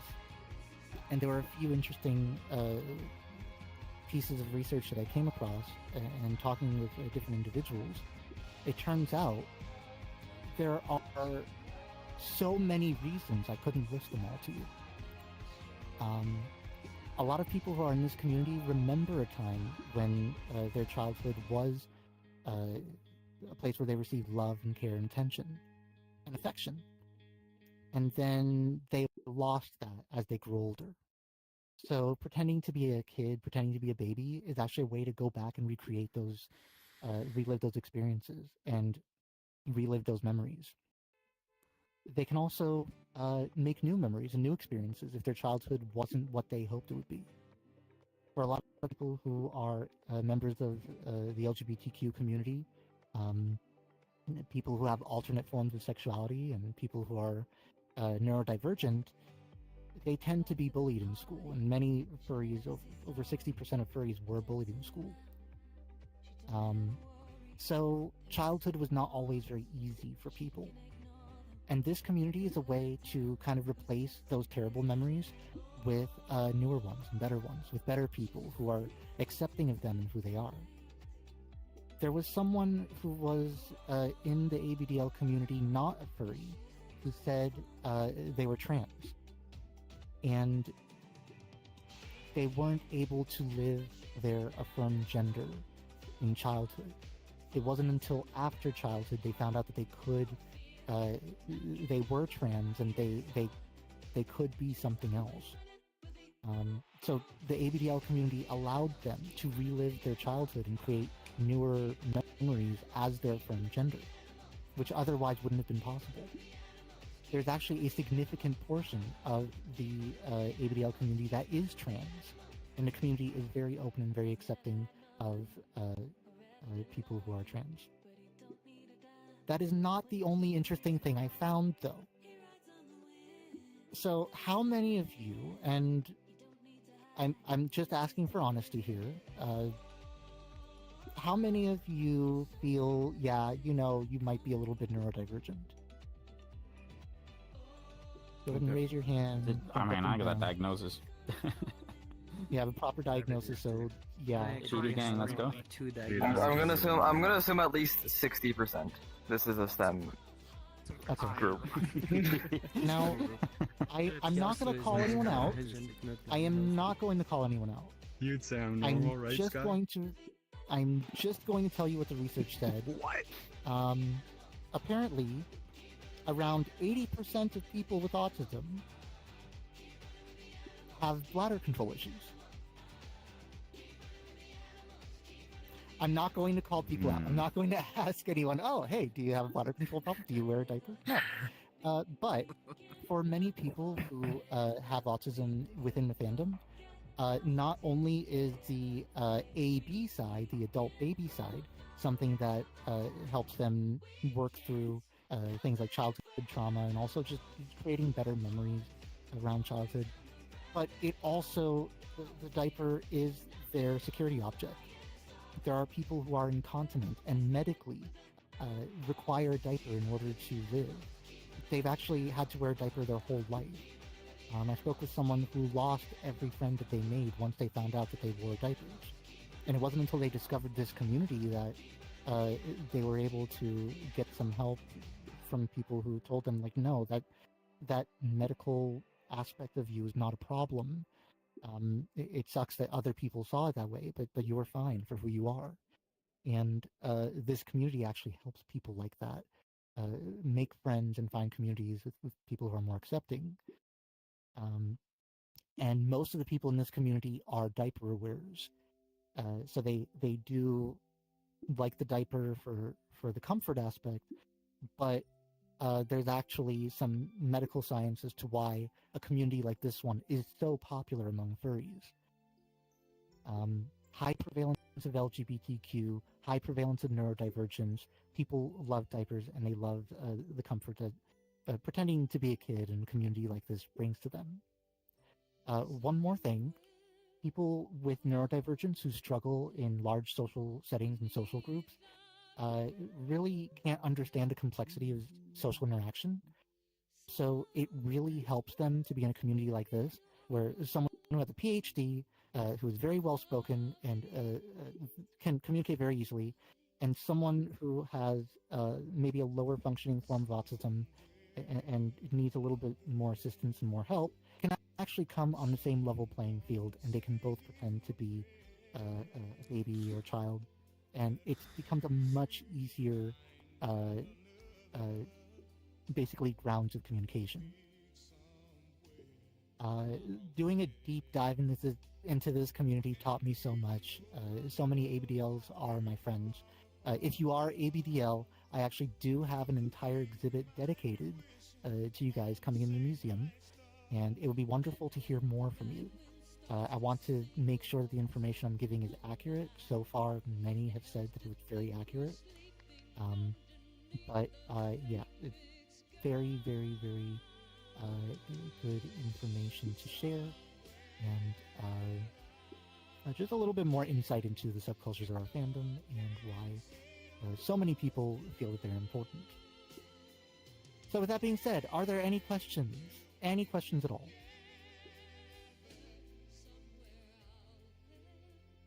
There are 0 questions. No one has a Snore? Was that? Oh no, I was just thinking out loud. All right. Well, if that is all, then maybe we can take a quick break and head on upstairs into the top gallery. I'm going to take a quick sip of tea, but yeah, if any of you want to connect with me after the tour, you can feel free to come see me. My name is Sotalo on Discord. I would love to hear from you as well. Yeah. I think some. This is the first time I've ever actually had a headset when people are... We will be taking a quick 5-minute recess, and the tour will continue. Thank you. It's really low. I personally like when people are using art to express their personal problems or anything of that sort. Oh yeah. They've been things in this direction. I should paint the flag of India. Like very subtly. Why the flag of India? So much. Deep dive, dude. You were saying people just have to express themselves. Oh, wow. Okay. Yeah. I love it. Okay, I know your problem currently. I am not in your problem currently. Yeah, finally something I really like. Customers from long tongue. Okay. My name used to be Mr. Venison and suddenly I think it's over 4 times resolution of Steam Link. I meant more psychological stuff. Yeah, I know. You were making something else. Yes. No. Honestly, I'm just like my mind right now is just. Still, if I find a really cool deer and reasonable. I know, I might flip back. Yesterday you skipped drinking night. Are you currently drinking? No, the last time I slept was on Wednesday. There's also, I just noticed, like, I was closing my eye, like, earlier, there's a dead pixel, like, almost right in the center of my left eye right now. It's a singular black. I realized that, like, maybe I should really like this. I really gotta look Yeah, to just see it. that goes There is one. Which is like I have never had a dead pixel on any of my personal hardware. Both of my headsets got a dead pixel in the middle of the left eye. This one's like It just occurs. I like this one. I've never had a dead pixel on anything. Monitor, headset, phone.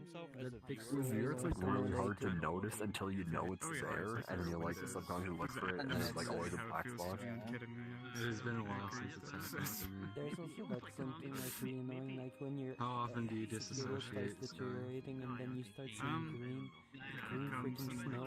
I'd say frequency is like once At or first twice you a don't week. notice it until it's Oh, it like is? Couple hours. on the headset. I don't know. Once you start seeing I get those moments where, like, red you know, pixels like, it instead feels of green like pixels, that, you know, like, you're the only conscious person in a room a lot, you know, like, Can't wait until Like I it feels like you're in a room where everybody else is asleep. The Beyond you know? in like is a step down from the Quest Pro in most ways. It's just that it actually functions unlike the Quest Pro. This is why I'm kind of why I'm getting it. Yeah. But remember, You don't get- the Beyond has OLED as well. Yes. But the FOV is a lot lower than the Pro, and you also don't have eyebrow tracking. You can't. Scott was telling us about it. It's like 5 degrees lower. Yeah. Yeah, like that. That's not I've been here once, but I only got like the very tail end. Twitter's I my wanna get a source of furries. I got you. But I've been here before, like all my other stuff. I'd get a Vice and Y if we could, but those things are probably going for $5,000. The Live Horizon is even worse. The optics are bad, but you can upgrade those yourself pretty easily, actually. Snare, you look like a mic, bitch. get a mod mic. Oh, Big stick. Bruh. Like everything else with the quest with the Oh, Viper that Y cat. is really good. It's With just the hat with optics the and the cat mics. ears that arrived today. Yeah, I haven't put it on the the award, tracking. but let's go. I'm gonna send a picture of me wearing it. Anything else does. Let's do it. You gotta get a sick mask to go with it at some point. Like even the newer, I have a face mask with. I'm so fucking mad about that. It's like the one fucking expression I need is just like a It's disappearance. because you have a Pro Eye, you're always happy. They never. I would drive leave around with trade. it on with all my windows rolled down and like start yelling. I don't wanna be happy. Goddammit. I wanna be fucking pissed. When I go to Anthrocon, I'm gonna put all these different pins on it. When I defy Ah, you're going to Anthrocon too? Fuck, dude. Dude, everybody's going this year, man. Oh, that shit sucks. Unfortunate. and 2 people canceled on me for A, so I might not go to that either. Like, with a group of 3 is like alright, but it's like, you know, like, I don't know. I'll find a We're con. gonna have a group of 3. I We might solo we dolo might have Mocha if he goes to Fray. Solocon's pretty good. But we're not going to Fray this year. That's I've for never sure. soloed a con before. Not gonna happen. We don't. We Pretty much can't. every con that I ever go to, I know at least 7 to 20 people. Okay. Welcome back to the land of the living. First one I went to. I'm gonna get wasted. Cheers. Average VR chat furry. Yes. Shoehorning yourself into something. Maybe alcohol goes Guinness, but I don't want to drink Guinness. It's I like don't have alcohol, and I don't have any reason to consume Yeah, it. this is like 25%. I'm drinking. Doing that solo is kind of risky. Again, average VR chat furry. I can't Yes. just drop 5 grams of mushrooms. I am too stressed right now, and I haven't slept since Wednesday. Awesome. Have you tried amphetamines? Why would you do like a How? What? Okay, so you know they like disabled the proximity detector and auto sleep and everything else that stays on. Yeah. Well, I took it off last night. I just left it on. So for the past like 14 hours, it was just showing a static screen. And it's OLED, so it already has the VR chat mic icon pointing to it. So just call out with your don't have that shit on. Yes. Attention everyone, the tour is about to continue. Please join us in the main lobby as we gather together and learn more about the history of the LGBTQ pride flag. Please join in the main lobby. The tour is about to continue. Thank you, and we hope you enjoy your visit This is the at lobby. the Virtual Furry Museum. Got yourself something to drink. And there's only one main lobby. That's why it's Just called the drank main like lobby. half my glass in 5 seconds. And this is quite strong shit. Cheers. Cheers. This is your fault. I'm gonna personally blame you. All right, gather around, gather around. So, right here we have a couple plaques detailing the history. Hello, can I have your attention, please? Yes. Yeah. Right here, we have 2 plaques dedicated to the history of the Pride flag. Going back in history, I wanted to try and find a symbol that represented the entire LGBTQ community. And unfortunately, I couldn't really find one. there were different clubs that had symbols for the club, but those symbols didn't exactly represent the entire community as a whole. The first time that the LGBTQ community, that people who are, you know what that is, you know who we all are.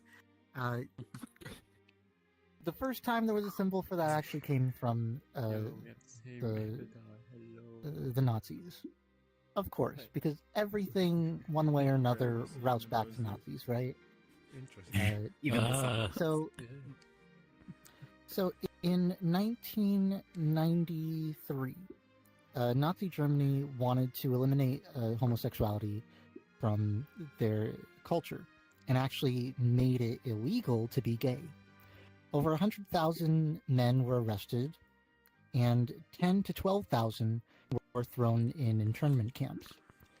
Up here, we actually see a picture in 1933, organized by the Nazi Party, students from a neighboring school protesting the Institute for, effectively the Institute of Sexuality. The clinic operated very similar to a modern-day Planned Parenthood clinic. It offered marriage counseling and contraceptives. It was a place where academics could actually study research and promote research, provide research for libraries, and patients could actually get help and support, including some counseling. The images in your textbooks of Nazi book burnings were actually from this event on May 10th in 1933. It was against our community. So we have a picture down here just a few years later of men being escorted to an internment camp. And a document right here describing all the various symbols and patches that prisoners would wear in order to identify who they were. And an inverted triangle was used to represent homosexuals. It was a red cloth, sometimes a pink cloth. It was a very,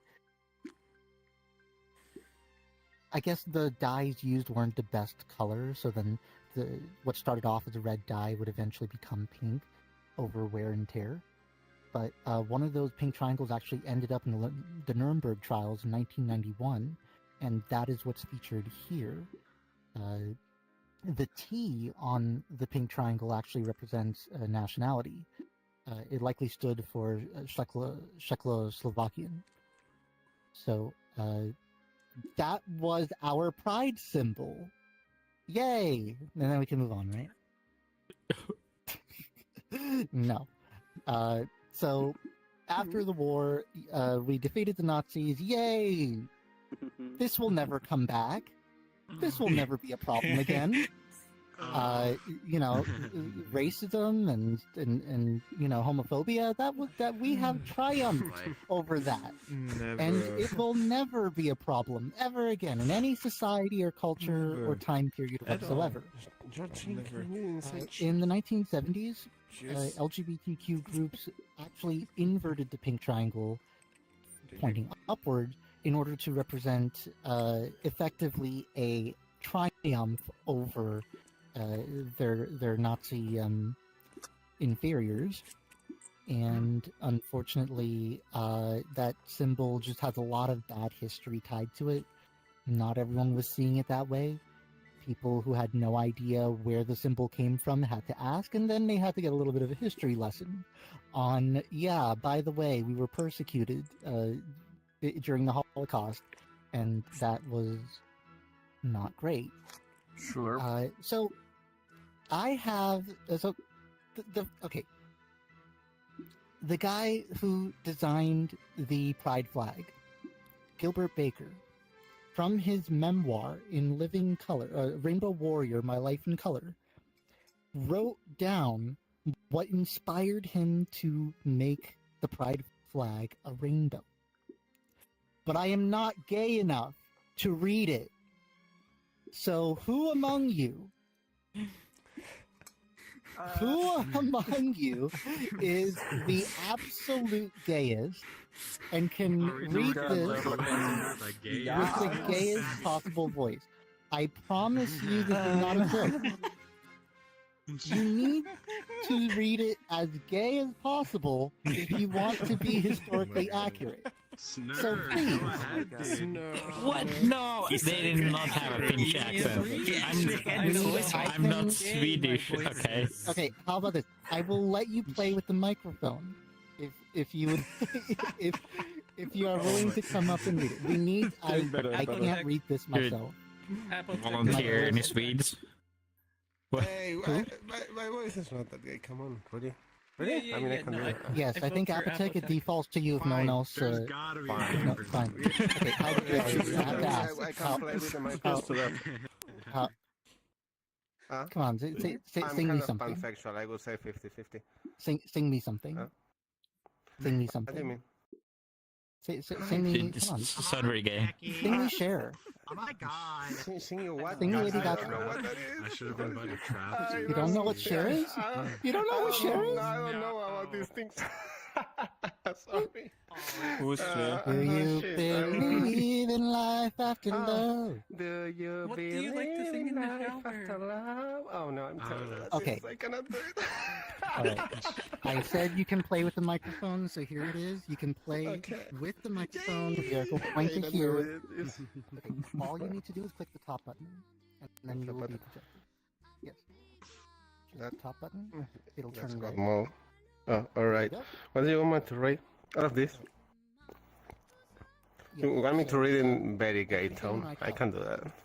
Everything in italics from here Alright. down to the end. Everyone was there. Not beatniks and various suits. The bored bikers in black leather. Teenagers in black road kissing. There were long-haired little girls in belly dance get-ups. Pink-haired punks, safety pinned together. Hippie suburbanites, movie stars, and so beautiful they were left you dumbstruck. Muscle gay boys with perfect mustaches, yeah. Butch dykes in blue jeans. And fairies of all genders in thrift store dresses. We rode a mirror ball on glittering LSD and love power. Dance fused us, magical and cleansing. We were all in silver color and light. It was like a rainbow. A rainbow. That's a moment when I knew exactly what kind of flag I could make. A rainbow flag was conscious choice, natural and necessary. The rainbow came from earliest recorded history as a symbol of hope. In the book of Genesis, it appears as proof of covenant between God and all living creatures. It was also found in Chinese, Egyptian, and Native American history. A rainbow flag would be a modern alternative to the pink triangle. Now the rioters, who claimed their freedom at the Stonewall Bar in 1969, would have their own symbol of liberation. That's a bit gay, I think. Maybe. Okay, you owe me some drinks. You owe me some drinks, so I'm gonna cheers. Yeah, cheers. Cheers. Try not to drink If the they're ever microphone. riding down in Vancouver, let me know, Sky, because So, I'm yeah. driving. Okay. Just enjoy the scene. Yeah, you were prepared with the Let's alcohol. celebrate. Does anyone know? Here's okay. Another pop quiz for this group. Man, you guys haven't really answered. riot. Okay, come on. You all the why? Why do we celebrate Pride Month in June? Pride in oneself, isn't it? Yeah, but That's why do we Stonewall. celebrate in June? I'm guessing June, it's because of the Rockwell protests? Shady Fox? Well, they fucking said it's Rockwell Rockwell protest. What did you say? It's Stonewall. The Rockwell not protest? Rockwell, it's Stonewall. Stonewall. Stonewall. Stonewall, It right? was the Yes. Stonewall bar. Not the Rockwall protest. Well, Or the Rockwell Stonewall. protest. Close enough. The Stonewall, right? Close enough. If this was a multiple choice quiz, you would have totally gotten. Those would be the other questions on the test. But yeah, no. So Gilbert Baker designed the Pride flag in 1978, in the same year that San Francisco actually got the very first openly gay elected commissioner to the City Board of Commissioners. He was Harvey Milk was actually the very first openly gay man elected to any public office in the country. He had ran for election multiple times, actually, and fourth time's the charm. When he got in, the riots that were happening by the police that was still kind of going on. Stonewall did happen a while earlier, but there was still tension between people who were homosexual, especially at that time, and the police.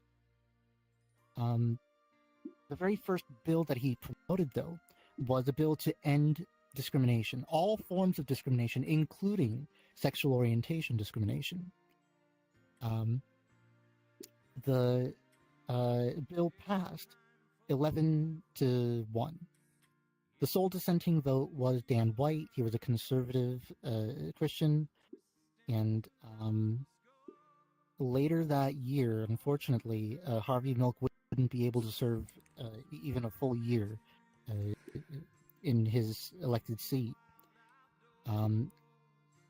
Both himself and the mayor of San Francisco were murdered by Dan White. Wow. And police officers let him off with a very easy sentence, 5 years for involuntary manslaughter. Involuntary manslaughter.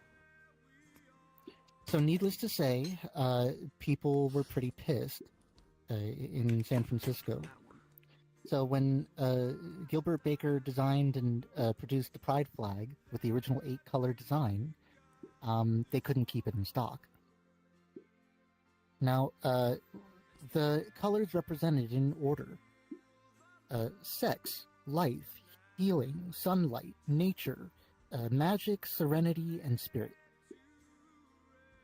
And unfortunately, some of those colors, the hot pink and the cyan color, were rather difficult to procure. So a stock 7-color rainbow flag was switched to meet the demand in November of 1978.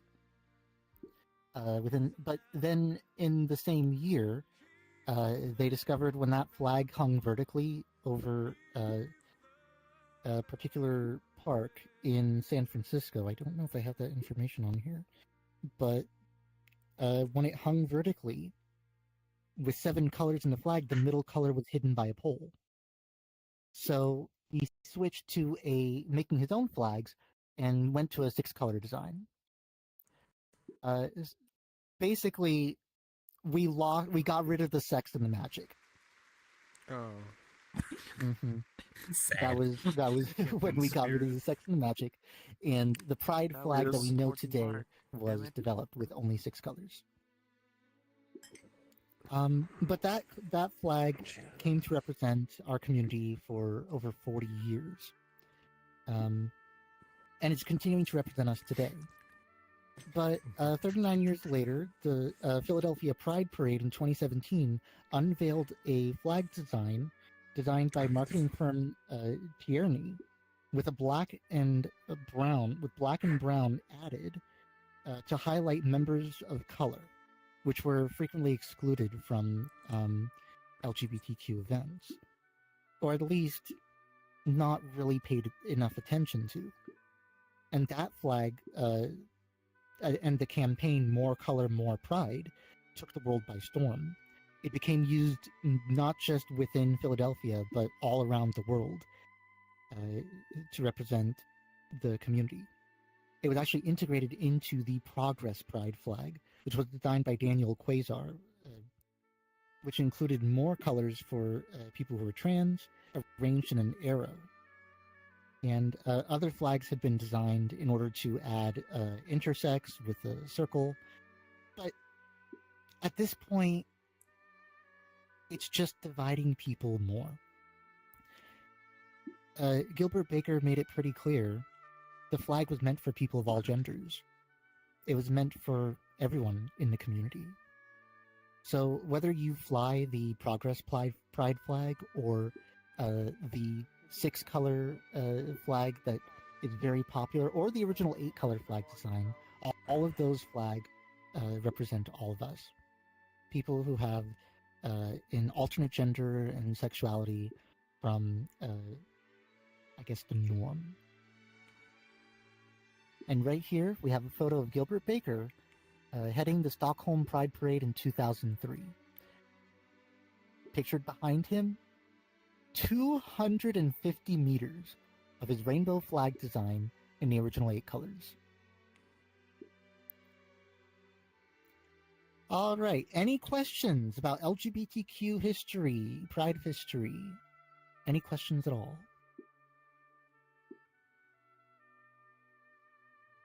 All right. One was gay. Apotek, would you like to come here and say something else very gay for us? Oh no, I think it's enough gay talk for the next 45 minutes. Actually, I have a were there any Yeah. other like alternate attempts to create a pride flag that was gained any traction that you know about? I mean, there were none that were really used to. So there was a rather interesting French-like symbol that was used decades ago, in the 70s during clubs, and actually I think there were some in the early 20s, but they never really caught on because they were only for the establishment. They weren't really developed for the entire community, and to represent the whole community. Gilbert Baker released his flag. He was in the right place in the right time, but also his flag was free of the oppressive history of the Nazis, and people immediately fell in love with it. It was immediately popular. It exploded in popularity the same year that it was made and released. There were events surrounding our community. The mayor died, so it became the de facto standard very quickly as soon as it was made. I'm not aware of other attempts, and even if there are other attempts, I don't think they would be very successful. Okay, any other questions? How about like the Stonewall riots? You guys know about that, right? I'm not American. Yes, I did. You're not American. I'm learning, dude, because I don't know shit about LGBT history. Okay. Well, It's okay, that's why we're whoever here. is. Yeah, I don't know. Okay. So, okay, I don't have a I know there's more to cover on the tour, and I'm trying to keep it shorter for you guys. But I guess long story short, very the Stonewall was a place that was open and accepting to people who were members of the LGBTQ community. It came out later that most of the bars surrounding the neighborhood were actually, coordinating with the mafia in order to provide drinks. And the mafia owned quite a few districts, but they were open to the LGBTQ community in this particular section of the town in New York City. Then the police decided to raid it, and they detained people and harassed people during trying to control the crowds. A bigger crowd was forming outside with hundreds of people. There were some rather famous individuals who joined in to see what the commotion was all about. But they had planned to get all of the alcohol removed from the bar. The crowd was getting very antsy, so police let a few people go, and those people that they let go received applause from the crowds. But eventually the police had ratcheted up their harassment of individuals. They had physically handled people in ways they shouldn't have, and touched lesbians in ways they shouldn't have. So then someone had asked the crowd, why aren't you fighting back? Like, do something. And then it erupted in a riot. police officers, like people formed a chorus line in order to protect the bar from advancement by the police. They actually used a hose to try and hose down protesters, but the water pressure wasn't very powerful, so all it did was just anger people more. They had thrown flaming objects into the building in order to justify the use of the hose, and were damaging property. The police were damaging property. A lot of the rioters were actually trying to protect the bar.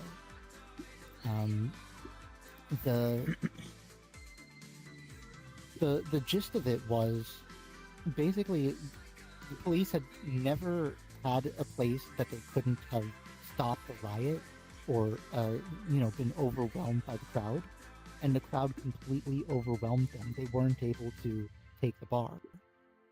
So on their way out, they smashed phone booths and toilets and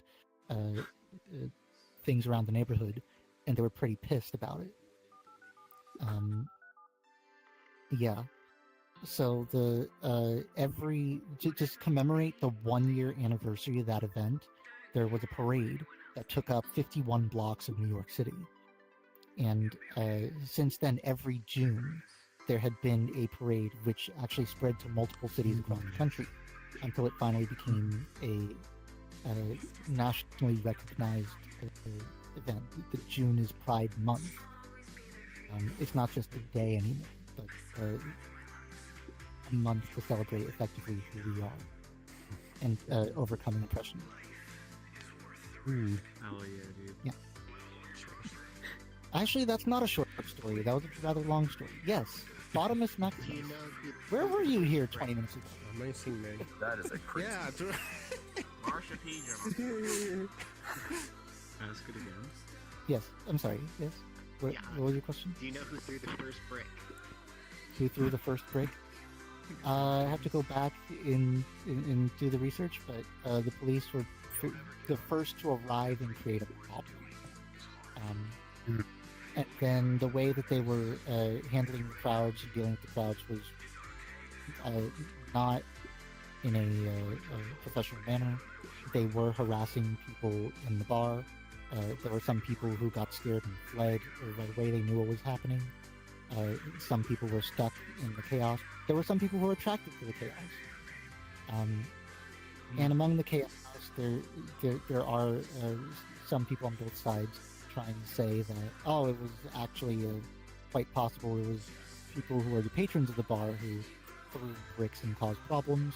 But when you have the police force turning the hose on people, when you have them harassing people and trying to take all the alcohol out of the establishment and eliminate the one place that was accepting of LGBTQ people when there was no need to, it's pretty clear. And then they were very upset afterwards. It's pretty clear who caused most of the damage,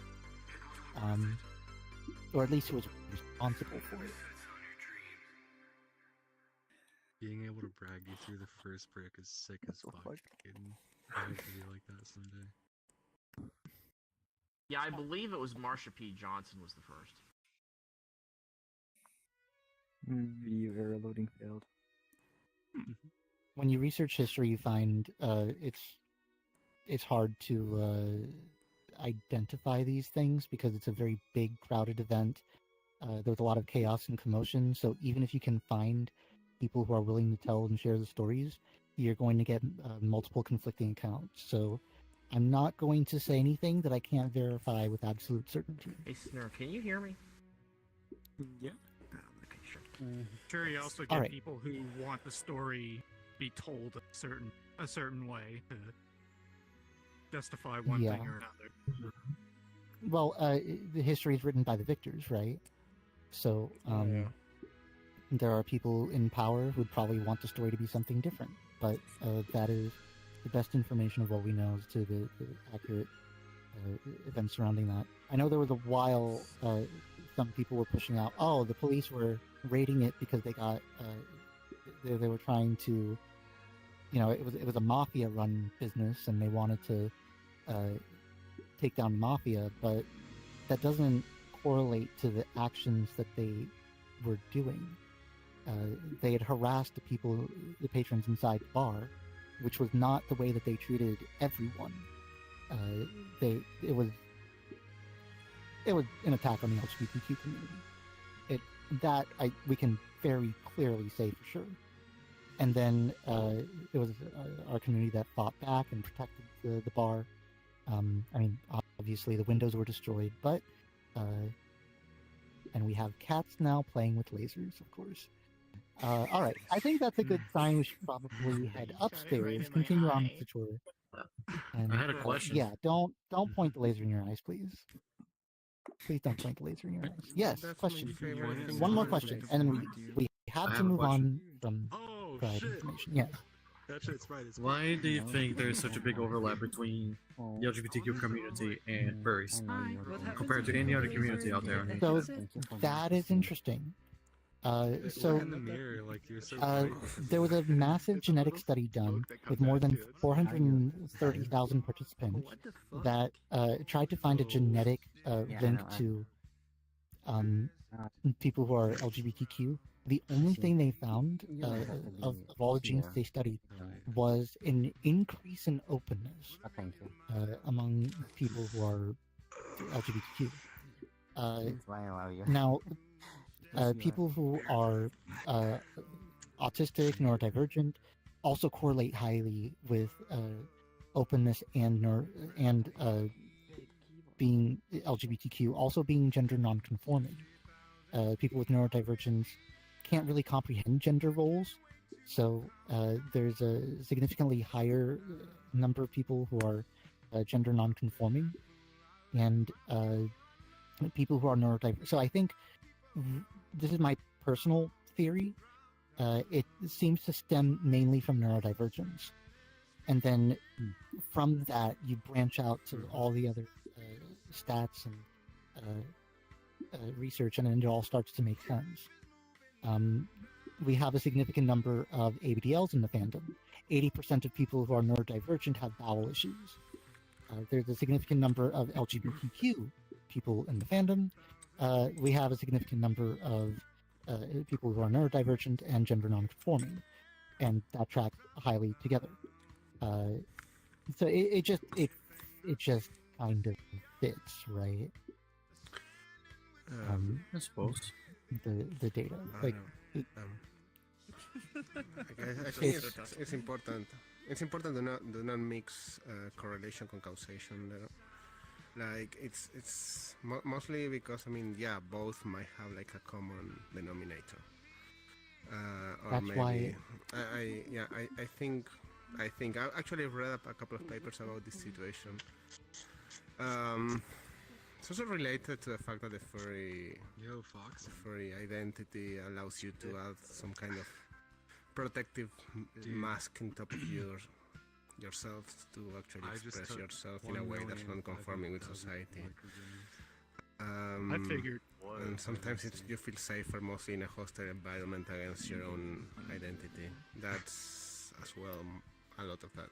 Yeah, there are people even in the ABDL community who are neither really AB or DL. They just say that they just like the community because it's comforting to them. They just like it because it's cozy, and that's it. And the culture that community provides is something that they really like. So, there's no answer for why furries are gay, but knowing that the correlation is there, and then seeing more and more research coming through that kind of supports these theories, it can be good to mention, and it can be a good help. So there's more work to do, but this is the best that I can tell you, basically. You also probably mentioned that, Sally Sable himself was a gay man, right? So from the very start, he was bi. I'm sorry, but from the very community, from the very start, the community already had like its colorful origins. In the LGBT, it has LGBTQ roots in it. So it could also be that, I suppose. So actually, I guess that would from be a good lead-in to upstairs. We can head upstairs to the history of the fandom, but yeah, we've been in this display for a very long time. We really should That's move fine. on with it. I think people don't want to be in too much of a hurry, so. Harry Ball theorem. We can test it. But yeah, I think it's probably good to move on. Attention, everyone! The tour of the Virtual Furry Museum is moving upstairs. Please join us upstairs. The tour continues. Thank you, and we hope to see you soon. D-Tex looks like he's I'm getting hungry. Also, we got like movie night in 3 hours almost.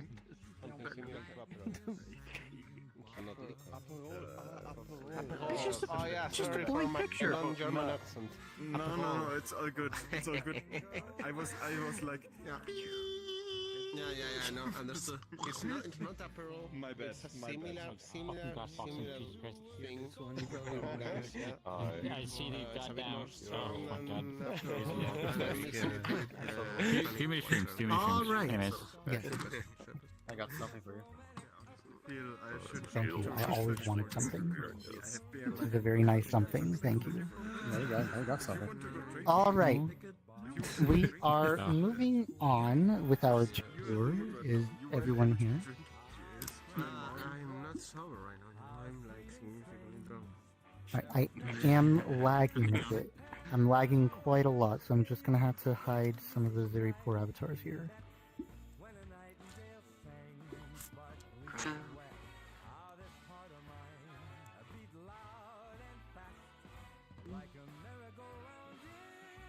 All right. Yeah, sorry. I'm gonna have to. There are a few. There's quite a lot of avatars now, and I just need to make sure that I can actually provide. So, there's quite a lot of interesting art up here. Most of the art in this museum is more contemporary, but I did want to point to this. This is actually an ancient Roman statue called the Townley Greyhounds. This is actually a scan that is presented in true to life scale of two greyhounds, possibly greyhounds, interacting with each other. So the statue was discovered in 1774 CE by Gavin Hamilton in Monte Cagnolo, Italy, and it was sold to a private collector called Charles Townley. Hence the name Townley Greyhounds. Initially, they were identified as greyhounds, but they'd been more recently identified as Salukis by Sir Terence Clark. Now, one of the reasons I wanted to point this one out is, like I said before, the history of anthropomorphism goes back thousands of years. It goes back through even older than human civilization. And this is just one example of that. So, when we think of anthropomorphism, there's something else I want to talk about this. Anthropomorphism is giving human-like characteristics to something that is not human. So how many of you believe that this statue is anthropomorphic? It's a little 50-50. Yeah, can someone explain why they feel it is anthropomorphic? If Lion King is. They're looking at each other very longingly. Oh, sorry, I apologize. It's the hand up. It's almost like one dog is caressing another one. Okay. Like, human. Yeah, I mean. Most feels like there's some sort of connection there, like an actual emotion. There's emotions, okay. Emotions that maybe dogs could have or not have. What about the alternative? How many people think this is not an example of anthropomorphism?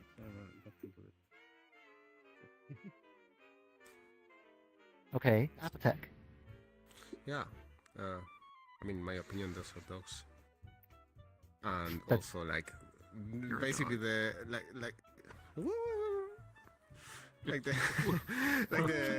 the general gesture between the both, and that's very typical of dogs as well. They tend to do that. They tend to. Okay, so this is just normal dog behavior. There's no that's human kind of emotions coming normal. into it. Canine. Yes. Yeah. Sorry, you want to finish? Okay. I personally say yes. That's a dog behavior. Who knows gives of to the topic of pooping, for instance. There's so many gestures where you think like, oh, this is not normal. Oh, this is not normal. But there are some gestures which are getting close in contact. Licking is a thing. And personally, if a dog sits on his ass and another dog sits right there, right next to him, I mean... Excuse me just one moment. It's Hello, we can hear you back there. We can all hear you interrupting the tour. Bro. Thank you for interrupting the tour. We hope you come and interrupt the tour again. All right, I mean, may continue. Sorry about that. It's in the possible area. It's in the possible array of animal behaviors, especially the thing with turning the back to somebody who is more dominant, whatever. The one on the right who's sitting near the back. And for instance, the behavior, the mating thing is also done between two female parts because it's a gesture of dominance. For instance, this can be a regular dog thing. Okay. Well, it seems this group can't really reach a consensus on whether this depicts anthropomorphism. But let me remind you, the artist who created it was a human. So obviously they saw something in this, in the expressions and the emotions of the characters, or in this moment. I feel that there's a lot more that is anthropomorphic that we ordinarily wouldn't think is, because we view the world through a human point of view. So everything gets filtered through us, and when an artist gets inspired even by just ordinary animals who have not that much different about them in their behaviors, they are going to view something in those behaviors as I think that they feel is worthy of being captured in art. There was someone who told me something, and I'm completely blanking out on it. I wish I can remember it now. Oh gosh, I'm sorry, I can't remember exactly what. We got a hand up over here. Silas. Yes, Bottomus? Oh yeah, so, I'm not sure if you know about this, but anthropomorphizing dogs is actually fairly common in Roman art, mainly because of their founding myth. Are you aware of the founding myth? Romulus and Remus. Founding myth? No. So yeah, the wolves. Basically, their founding myth was that the two founders of Rome were actually raised by wolves. Oh yeah. And they had a maternal, motherly figure in a wolf. I'll have to look more into that history. Yeah. Your Romans were. There's actually a lot of famous art pieces depicting it. Oh. Being raised I mean, what I do. Like a good life. That sounds like a very furry thing. What I do know is Roman culture was basically feeding off of Greek culture, and Greeks had all of their gods portrayed as humans with flaws, even though they're supposed to be gods and having great dominion over the world. They still had personal and petty problems, like most of us. So the depiction of animals in mythology was usually as I almost want to say a side character, and ancient Rome especially didn't really produce a lot of anthropomorphs, at least in their mythology, in their mythos. It was when they chose to make statues, they chose to depict humans more often than animals. But I'll look into that, and it could be there could be something more there. So I have my microphone here. Did I leave my laser pointer back downstairs? I'll get it. I get it. I know where it is. Oh, all right. Thank you. Leave the cat to get the laser pointer. All right. So while Bottomus is getting the laser pointer, let's take a look at this piece over here. Laser. Thank you very much. Not the Beavis and Butthead land, dude. So,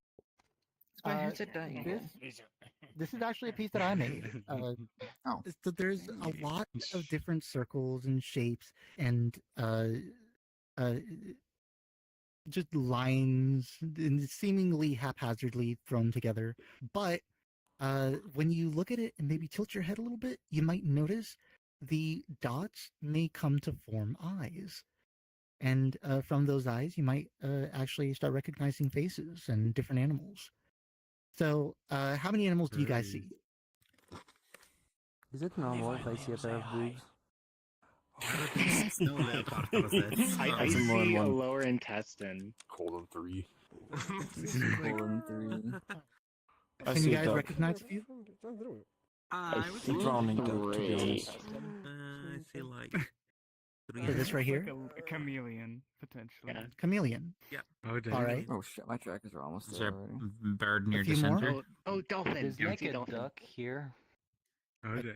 A duck? Where's the duck? Beak, head. You guys can feel free to use the laser pointer. I see a squirrel all the way on the Okay. far right. Of course, colon 3. On the far right. Where is? Yep. Yeah, the smiley face and the two things above it, and then the tail behind it. It kind of reminds me of a squirrel. It looks like a she. A squirrel. No. Can you point to the squirrel, please, and show me? Yeah, it's like you see, you have the two smiley, you have the big smile, the two smiley face on the very, very far right.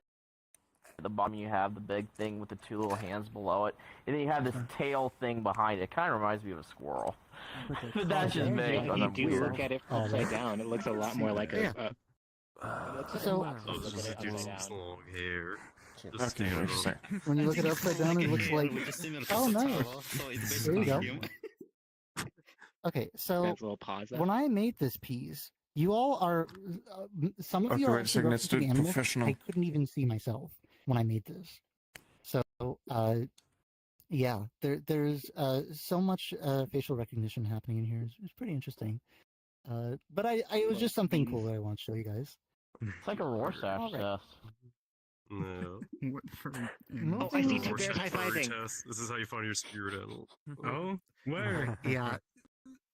Well, there will be plenty of That's time like for you fun. guys to come back here and admire this piece later, but we're going to move on with the tour. I don't know. I don't want to admire this piece over here. Oh, yeah. And if anyone's having trouble with crashing and avatars and things that are, please limit the number of avatars that are visible to you. There are 28 people in this instance right now. And I just accidentally took a 4K hide picture. very poor avatars. Rip. Do it again. Do it again. 8 gigs of VRAM, yippee. Come to my good side this time. Yes, the number of I love avatars being can. crippled in VR chat. All right. So this right here is a display for Panda Paco. Yeah, Paco is an absolutely amazing, phenomenal artist in Mexico, hailing from Guadalajara, Mexico. He's produced more than 3,000 pieces of furry art and illustrations, and he's a full-time fandom artist. He attended college and received an art degree, and has produced all of the pieces that you see here. What I've chosen for, I guess I'll start with what he's more known for, and that's going to be what's along this wall. Full color illustrations featuring more than one character. In many of these pieces, one character will be taking a leading role, and the other will be taking a supporting role, and all of his characters are depicting different versions of childhood. Particularly a moment in childhood where you're teaching and showing your friends something new. So it's a very positive portrayal of childhood and friendship. which is something that I actually think comes to represent the fandom very well. The picture up here, Borderless World, features over 120 different furry characters, all put together in one piece. The position of the characters does not correlate to where they live. There are some people down here in Australia who don't actually live in Australia. And there are plenty of people in Africa who don't actually live in Africa. Most furries are going to be living in the United States and some Canada and Mexico. There is a sizable furry population in Europe, which is expanding eastward into Ukraine and Russia. And there are furries even in places as remote as New Zealand. There's actually a furry convention over there that has over 500 attendees. But this particular piece by Paco, sorry, I'm talking about world furry stuff. I should be talking about Paco. Japan has a large furry presence in VR. So Japan and China actually surprisingly has one of the biggest furry populations, but less known. The piece up here was actually made in response to COVID. Paco was inspired by how, through social distancing and the fact that fandom is mostly an online community anyways, furries were able to get together and keep the fandom not just operational, but we got each other's backs, through a very difficult time in history. Let's see, is there anything that I missed? No, I think I got it. Side note, Panda Paco was nominated for a Good Furry Award in 2021, and I am actually nominated for a Good Furry Award in this year, 2025. Yeah. This is actually the fandom's highest honor. The awards hadn't been given out for very long. It comes off the heels of the Ursa Major Awards, and only a few dozen people have ever been nominated for a Good Furry Award. The award started in 2019 by Grizzly Grubs, and I'm very, very honored to have been a nominee, just a nominee for the award this year. The voting actually begins on August 1st. If you would like to nominate someone different for the award, you have until I think sometime later this month, and then the voting will begin in August for whoever you would like to win. So please keep me in your considerations as you vote. And without further ado, we will move on to what I think many of you have actually been waiting for, the history of the furry fandom. So Silas himself actually was a recipient, along with his partner Rod O'Reilly, the Good Furry Award for their contribution to the fandom. And you're about to go find out why. So I'm going to take a very quick break. Well, Grizzly Grubs. Yes. Also, any information you guys have, you can actually post it in the chat on DGen Inc., right? The DGen. DGen Tech. DGen Tech. We are streaming right now on YouTube, so if anyone has any questions, also we're streaming on Twitch, I think. So yeah, if anyone has any questions or whatever, just. Yeah, are there any questions from the audience? Is there anyone from the stream? Any questions that they have?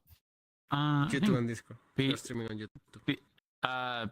Felix was hawking the stream chats, I think. So he's gonna forward them, right? Just YouTube and Discord. No questions. No one has any questions. No, not yet. Yeah. So you can go ahead and head into the next room, and I'm going to get a nice drink of. I'm going to take a quick short break. Now for the moment you've all been waiting for.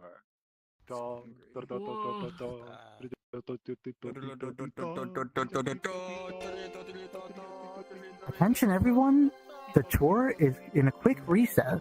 We will begin the tour in just a moment, but for right now, we hope you use this time to take a quick break. I will be back in a few moments. Ow. You think the Egyptians used so cool. Probably at least a couple of them. I feel like it was really easy to go That's the nuts. first thing in you the guys first do. You world, guys are in so- STEM for fuck's sake. Yeah, like Exactly. Quite a Yeah. You missed quite a bit. Just go crazy. What do you expect? I am a member of the. Man, what do you That's a expect? nice I grade. make a get locked I wanna make your Harry mama Ball theorem. today. I was thinking about that, and then I was thinking about making a your mama joke, but I think I'm gonna fail about both. We're in STEM. No shit. We're gonna we see camera. I don't know where my Your mom mama is so hairy that she can like come last year without making any. I mean, I don't.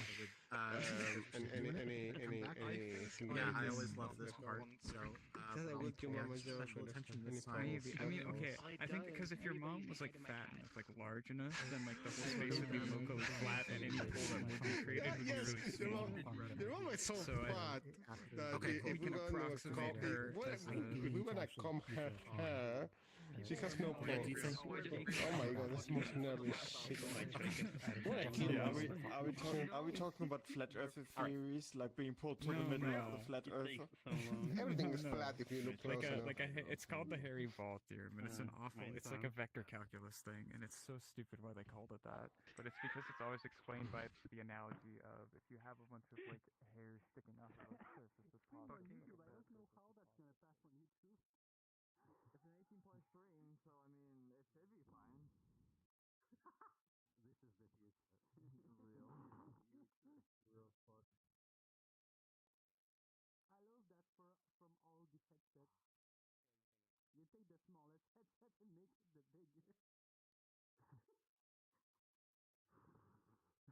Oh, it's got that fucking setup for the mod too. That's incredible. I need that for the Kid Fox and the Kid Nerd. Okay, I'm not into war, but I'm really into Big Bean. You got that. What the fuck? Hold on. I know something that people are gonna relate to. Discord, you're nitro actually for running stream. You have line of continuity if you do that. Balls. Meow. I love that there's like so much exhibits. We're like all stuck on the fucking camera. It's gotta hit the camera. Well, you need to study this and know about.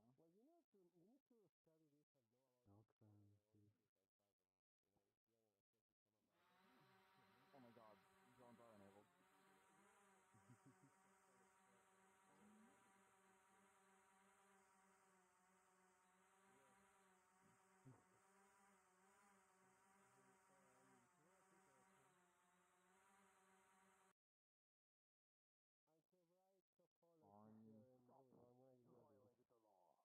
Where are you? Then pay with your cum. Like, that's funny. Like, I was scrolling between all the chats with like porn, and then you know how to.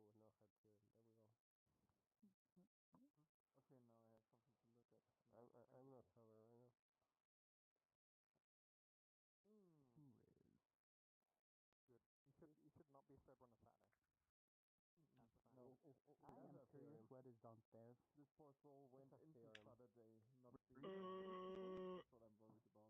I've never been downstairs. Yeah. There's some interesting.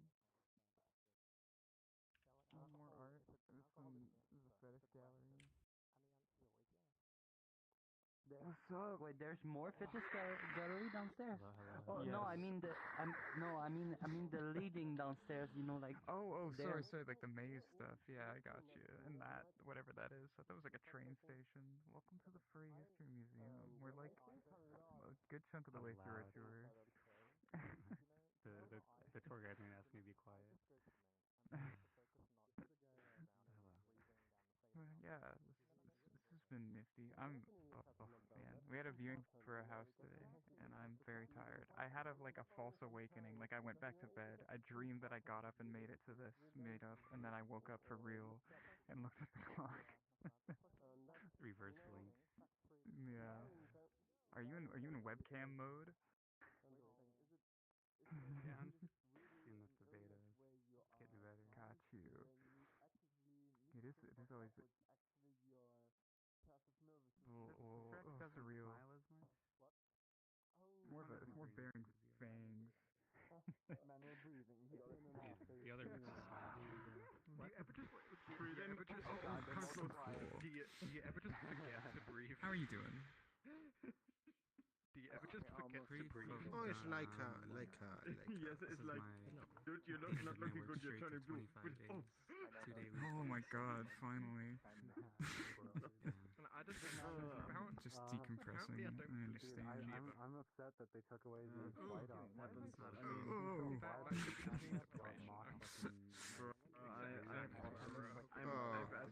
Asperger. I have no body language. Dog. I'm okay with dog. I mean, as long as people understand what I'm saying, and I'm Appetech, what did you say about not having slept since Wednesday? People are not looking for your body language. What did you say about not having slept since Wednesday? I am actually. Dog. I'm dog. Puppy mode. Right. Puppy mode. More likely. I haven't slept since Wednesday. I had some microsleep. Okay. That doesn't count, does it? I mean, I just collapsed in a couch. I think if you're at the point where your body is doing that, yeah, I think that's more like the concern. Right now I'm very drunk as well. That's fair. Nice combination. My wage would double. Interesting. Yeah, the problem is I'm dealing with the time zone. I'm dealing with some technical issues with stupid machine in India because the motherfucker who transported it just damaged it. Because they can't even move a box. My accent has returned as I was in Germany for too long. And there's nobody over there who can help them. I speak a bit of French. I try I mean, to get rid yes. of it. I have a whole technical support team. What's up, bitch? Brute bastards. Holy They don't seem to be The technician did more damage removing the panels of the machine that they fixed. And now the problem is the customer saw the damage the technician did. And now I cannot fix it. I can ask where because the technician did the damage. And that's if I spend kind of more busy. Like, yeah, there's this fucking cat. Like the damage was easy to fix. I'm looking. The damage is the idiot of the technician that tried to remove the sheet steel panel without removing the screws. What? He just ripped it off with his Hulk strength? What is he doing? Yes, dude, he ripped off two brass inserts from a 3D printed part. That's insane. I know some French people. You noticed him clattering to the floor, and that's what clued him Wow. in. They're okay. I don't know what the fuck he's used to work with. But dude, it's like after I realized this, and I told him you need to speak French. Did you cause this damage? I told him because it was obvious. This is damage in a direction that's impossible to be caused by transport damage. He told me, no, it was like that. What the fuck can I say? Because he wasn't sure. I didn't know that. I know he did it. It's like Ron Massion. I cannot blame him. I cannot transfer responsibility to him. He's an idiot. Attention everyone. The Virtual Furry Museum tour is about to continue. Please head upstairs to the History of the Furry Fandom exhibit as the tour continues. Thank you, and we hope you enjoy your stay at the Virtual Furry Museum. This is the intellectual lion. Cheers. Ooh, he's wearing glasses. He's very smart. Keep his. What are you laughing at? You know, I used to say kippies with a bunch of toxic bastards and around me. So I don't say kippies. Kampai, Ike.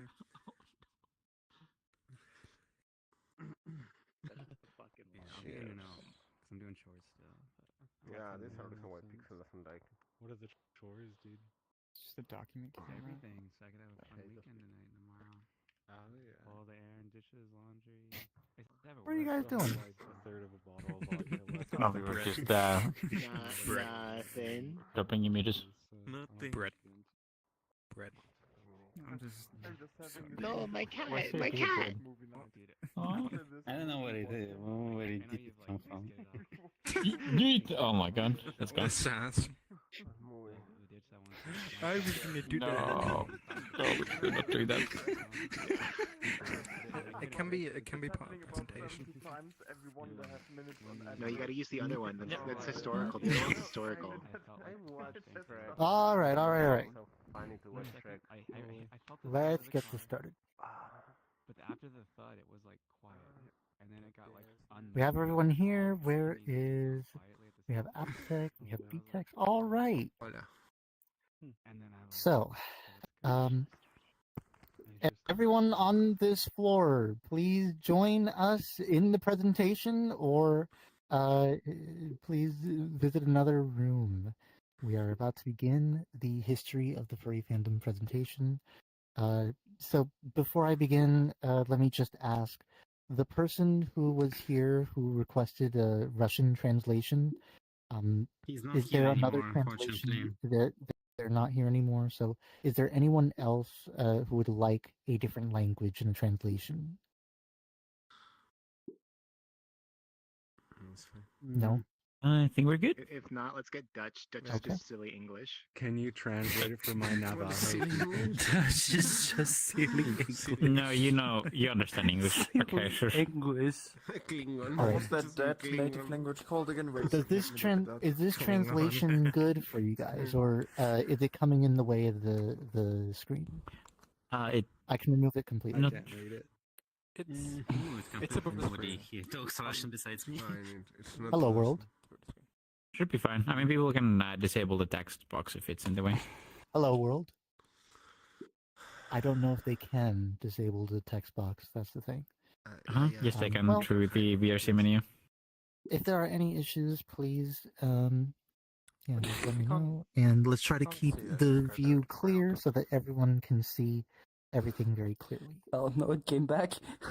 So, You got it. Nice. Sorry about that. Yep, it's amazing. so this exhibit is quite important to me.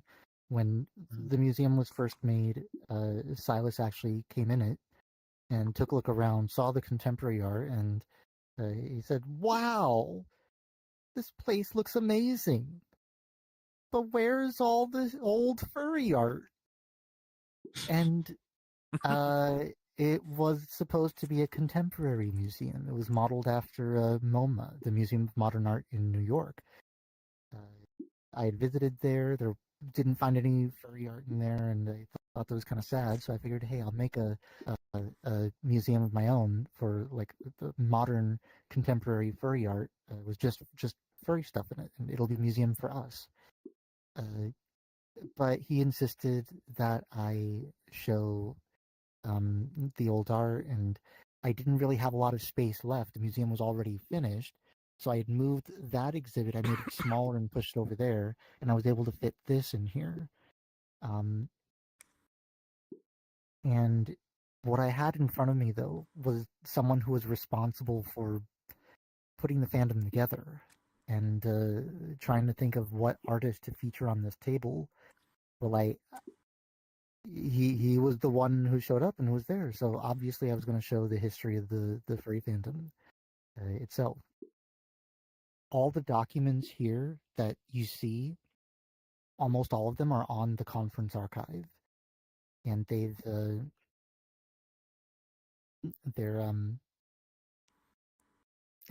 all been scanned in by Chanka Husky. They're part of the personal collection of Silas Sable and his partner Rod Vincent Mink O'Reilly and Chanka Husky as well. And Silas himself actually contributed to some of the history, some of the text on there. I did write most of the history myself, together with him, and after many Discord chats and calls, and he came in and saw this exhibit many times. He would actually stand right there, about where John Fox is standing, while I'm giving presentations, and he would be correcting me as I went along. It was Umatic tapes, the very first anime materials. I got it right this time. Sadly, he had passed away. He passed away last year in February, and it still makes me a little bit emotional doing the presentation. But anyways, this is the history of the furry fandom. So, all the way back. We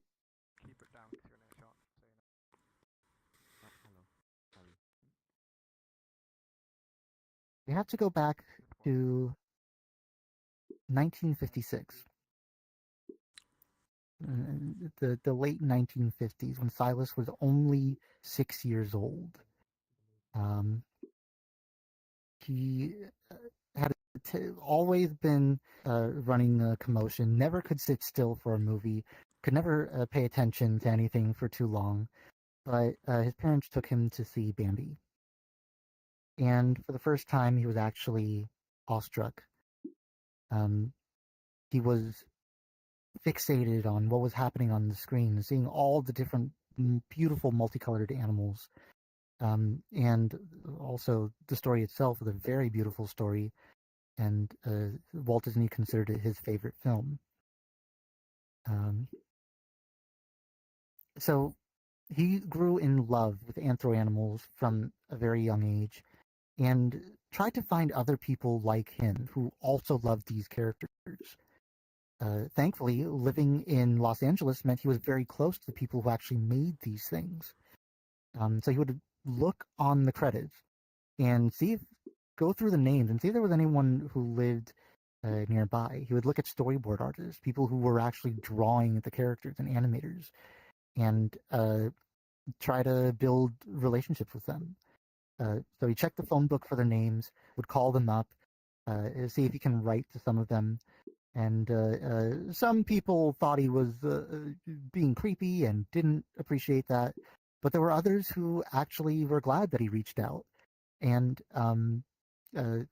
they developed a great friendship. And one of those people is actually in this letter right here. Before there was the internet, before there was even a fandom to speak of, before the word furry existed, in 1975, Wendell Washer, who was a storyboard artist for Warner Brothers, actually communicated with Silas about effectively the need for adult art and animation. Take care, John. I hope you have a good one. So in his letter, he says, "Dear Mark, enclosed are Xerox copies of the articles by Phil Babbitt on violence in animated cartoons, as they appeared in the latest issues of the Cartoonist Union's news sheet, The Pegboard. We talked about violence in animation and the effect the parents groups are having. I pretty much agree with what Phil says in his articles. Thanks a lot for showing me the cell you did of Jacob Rabbit. It's beautiful, and I'm glad to know that somebody likes that cartooning style besides myself. Hope you weren't upset by my housewife last Sunday. I like to stay guffy and loaf around the house every so often. I'm interested in meeting that guy whose house you went to me sometime. Maybe sometime we could get together? Your friend, Wendell."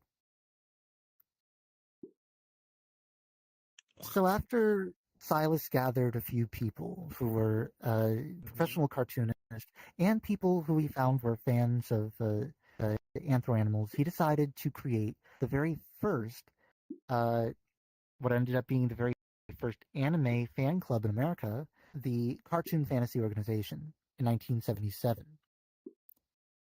This right here is actually their 5-year directory. So, at the time, when many professional cartoonists and many fans gathered together, and Silas tried to find as much anthro stuff as he could possibly in order to share to the group, but a lot of members of the group were adults, and unfortunately a lot of animation was just not made for adults. It was made for kids, especially stuff with cartoon animals. So they had trouble procuring more adult themed artworks. The animation age ghetto has a lot to play into that.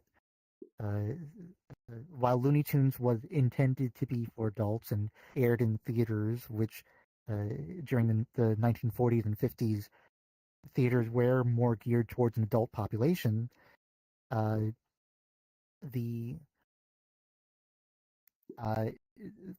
notion that animation was mainly just for kids became prevalent, especially around the 70s, when a lot of the old classical animation died and then started getting aired on television together with cartoons intended for children.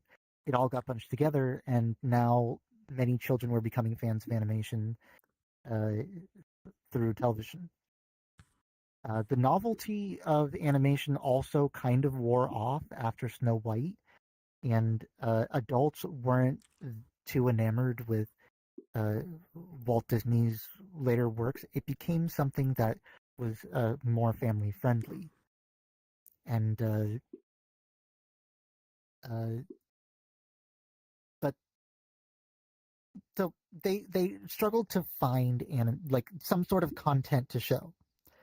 But Wendell Washer had a Sony VO1600, which recorded footage from television to pneumatic tapes. And he was able to capture some anime that he found from Japanese television shows in America. Those shows were... So actually on the back of this, you can see a list of some of the shows that they've seen. So here is a question for those of you who have not been on a tour. Can you please tell me, most anime in the 1970s, when it was viewed in the Cartoon Fantasy Organization, was it mostly dubbed or subbed? So was it dubbed in English, or did they watch it with English subtitles? Sub. Subbed? I can't imagine they okay, have so facilities subtitles? to make dubbed. I'm gonna guess subbed, yeah. Subbed. You said what? Okay. So I think most of you said subbed Speed Racer, etc., or Astro Boy would have dubbed back then. All right. Well, what did you say, Bottomus? It's just the vast majority of shows probably wouldn't have the facilities to get dubbed.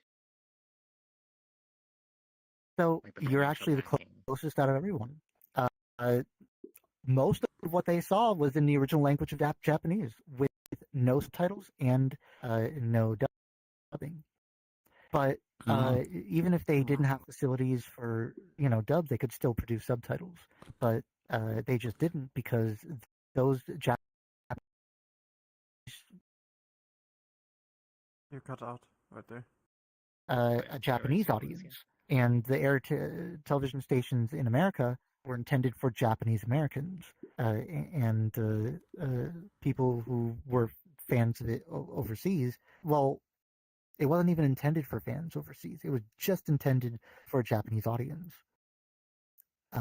So this group, filled with professional cartoonists, by the way, really loved seeing anime.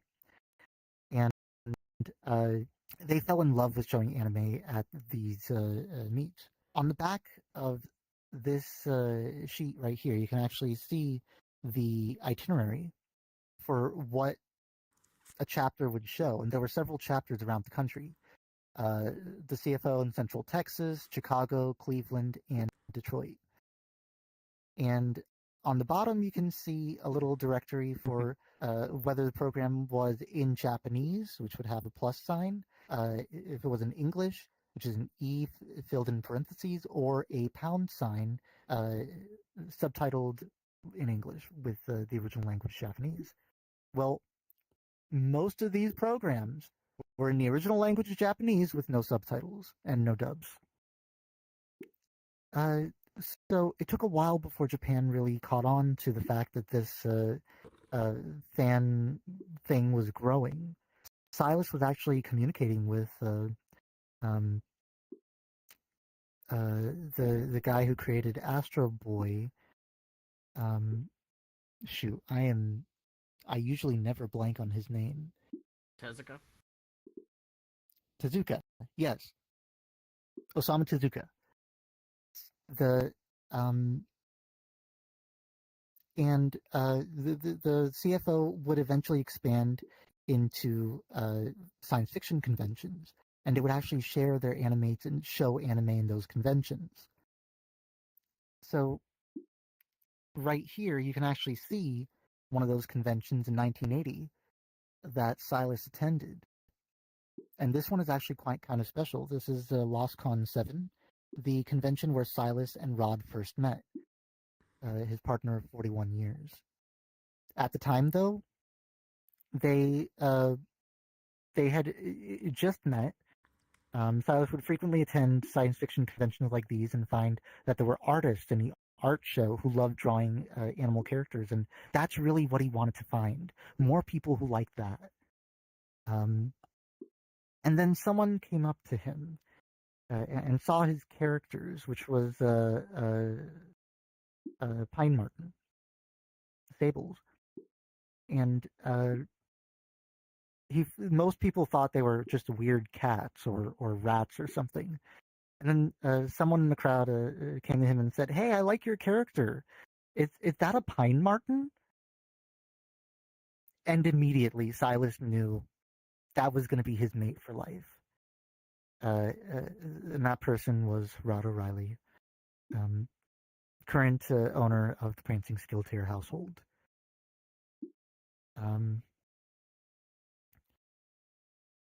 Oh, I'm sorry. It does get a little emotional because these are moments that, like, Rod was here, Silas was here, and they were actually presenting this themselves.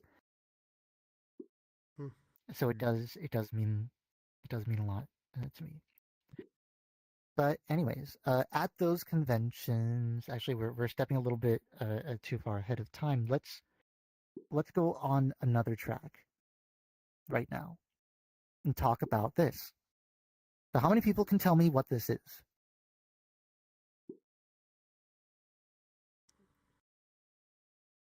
Yes, Schnorr. Just the funny animal comics, right? Funny animal comics? Yeah. Referred to as a zine. Not entirely. There yet. I see. So this right here is actually a fanzine. This one's called Voodie. Now the fanzine is collated from people not just within the furry fandom, but all sorts of different underground comic artists. And it was a very small print publication. Effectively, people would send in their art, and they would make Xerox copies and send it out to all the members. There were never more than 60 members. So it was a very small print publication of fans in the underground scene. Most of it was not dedicated to furry, but there were some that did have furry characters and furry animals, and it is here that some people did actually get to connect and share furry art. So before the internet, now it's so easy. You can just post something on social media and immediately get likes and comments and feedback. It was a lot harder back then to get any views, any visuals on your art. So I want you guys to think back to that time period. There was maybe you had a rotary cell phone, not a cell phone, I'm sorry. Cell phone didn't exist. You had a rotary phone landline plugged into your wall that you could use to call people. You had a mailbox that could deliver things to you, and there was no computer. There was no cell phone. There was no, video game console. There was no Discord, no Telegram. So if you wanted to get eyes on your art with people who liked it, maybe you joined this fanzine, and there were a few people who liked the Anthro stuff on there. You would create a nice piece of art, not on Photoshop, not in any kind of art or drawing program, but you physically made it with real materials, pencils and inks and watercolors, and that would get scanned in, Xeroxed in, and copies would be printed in books. But when you sent it in, it would take about a week or so for the package to arrive. Then it would be featured in the next month's issue. So it would be another month of waiting after that. And then those magazines would be finished and distributed, which takes about another week for that process to take place. And then you would get a fanzine booklet of all the art that you made with a staple together. And then let's say you wanted to make a comment about an art piece that you found. Well, how would you do that? Snail mail. Snail mail. Right. But not directly to the person, because you don't really have the person's address to send the mail to. You would send the mail as a letter to the editor, the creators of the publication itself.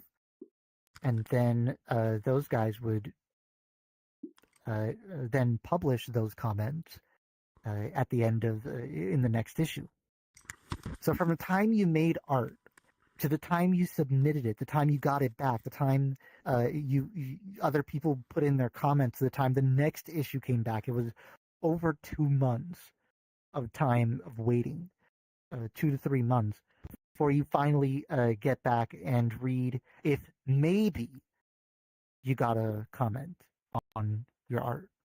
Maybe. Guys, you think humans have always been angry and upset because of social media? There was a flame war that happened this way. Decades. Yes, people were angry at the comments that other people wrote, and wrote letters to the editor about those comments, and that repeated for almost a year. Imagine writing So- something and like 2 months later just get a poor note that editors. says "fuck you." So yeah, but within that there would be several different comics, several different wonderful art pieces as well. I'll just put a couple of them on the table right here just so you can see. This was in the earliest issue of this is the 9th or the 10th issue of Voodoo, and the earliest one that is in the archive. I am actually looking for Voodoo 8, which apparently had the very first furry comic in it, as well as a high-resolution copy scan of the cover of Voodoo 1. So if anyone can procure those materials for me, please let me know. But Mass media. so if you were a furry in this time, you maybe joined a fanzine like that to see some art. Maybe you went to a convention and you saw art in an art show. Maybe you joined a group like the Cartoon Fantasy Organization, and you were able to find some people there.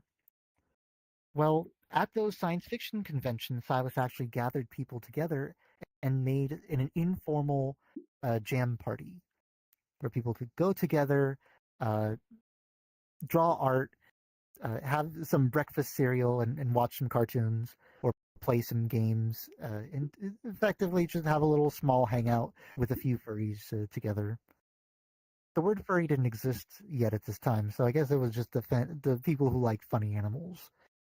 And then sometime after this, the word furry did get in. Yeah, that's why there's no word for furry here. Hi, I'm Sai. Join me and some of my friends at an informal jam party. And then it would take another few years before one of Silas's roommates actually saw kind of what their fandom is doing, and he said, "Oh, so you guys like drawing furries?" And then the name stuck on. Even then, though, furry was not really something that it was you drew furry characters, and you were either a professional cartoonist who liked drawing those characters, or maybe you were a fan, but you drew them, you made stories with them. A lot of the science fiction people loved making science fiction stories, and that's what Silas did with his skill tear. They were characters in a story. The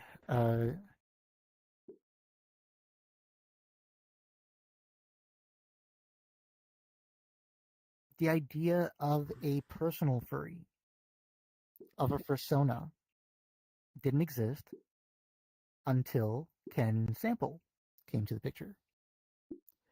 So Ken was there right from the very beginning with Silas and everyone, helping run the Cartoon Fantasy organization. In fact, this right here is his own art. The art that was used. Whoops. Sorry. This right here was the art. From Ken Sample, and this right here is his character Ken Cougar. There was a drawing that Ken wanted to make of everyone in the household: him, Silas, Rod, and Andre Tiger. And they all had characters of their own they drew into stories, and he drew that picture with all of them. But he didn't really have a character of his own. He drew Silas's character, Fantazine. This one, kind of given like a skill tear like appearance with the antenna. So he made himself as a cougar. And then people came and saw the picture and like, oh yeah, he has your glasses and he has he looks just like you. And he brushed it off like, nah, before admitting, yeah, okay, that's me. I drew me. And once he did that, furry stopped being about just something you drew, and it became an identity. Now you didn't draw furry, you were a furry. You had a persona of your own that became a vessel that embodied you. So Fur Science actually did some really good studies into this, why furries have personas. 95% of the fandom has personas. So the only statistic that is more ubiquitous than that, 96% of furries have seen porn. So, yes. Only 3%. I'm calling cap. 4%. So most furries, by and large, have a persona of their own, a character that embodies them. And Fur Science actually asked the furries to rate their personality, and then the personality of their persona. And they also asked people who are totally normies and not furries at all to rate their own personalities. And furries' personas and normies' personalities matched. Furries rated their own personalities being far more divergent. So, we are a largely divergent crowd. Largely, furry fandom is largely neurodiverse. And we have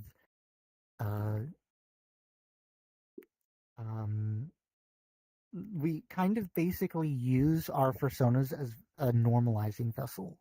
Our personas essentially represent the very best of us, without all of the kind of social problems that we have to face and deal with in real life. This is where a lot of what I said in the subculture exhibit can really come into play and come to the help. Some of it is escapism, but it's also it could be a change in headspace. It could also be something that helps people with social interaction. Yeah. Okay, so Archdeco is actually saying this is the version of me that takes care of his body. So yeah, we I'll can go to be Soaring anything. Fitness.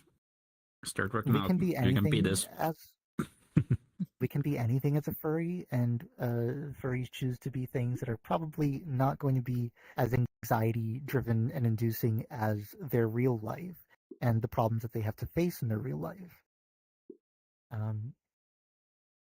Also, only because some people do not understand how integral African Americans are to this community. Ken Sample and Andre Tiger were African Americans, and they were there at the start of it all, helping create the art for the CFO, designing their own characters, even inventing the concept of personas.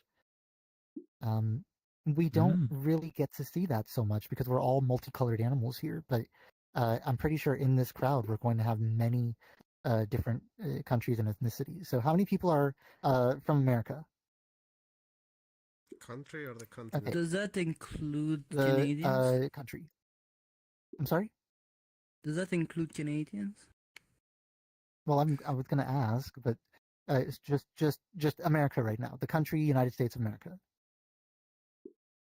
Okay. How many people are from Canada? Okay, we have a couple. So we had a few people in America, a few people from Canada. How many are from Europe? Okay, a few people from Europe. Yeah, 4. Nice. All right. How about is anyone from Eastern Europe? So around Ukraine, Poland.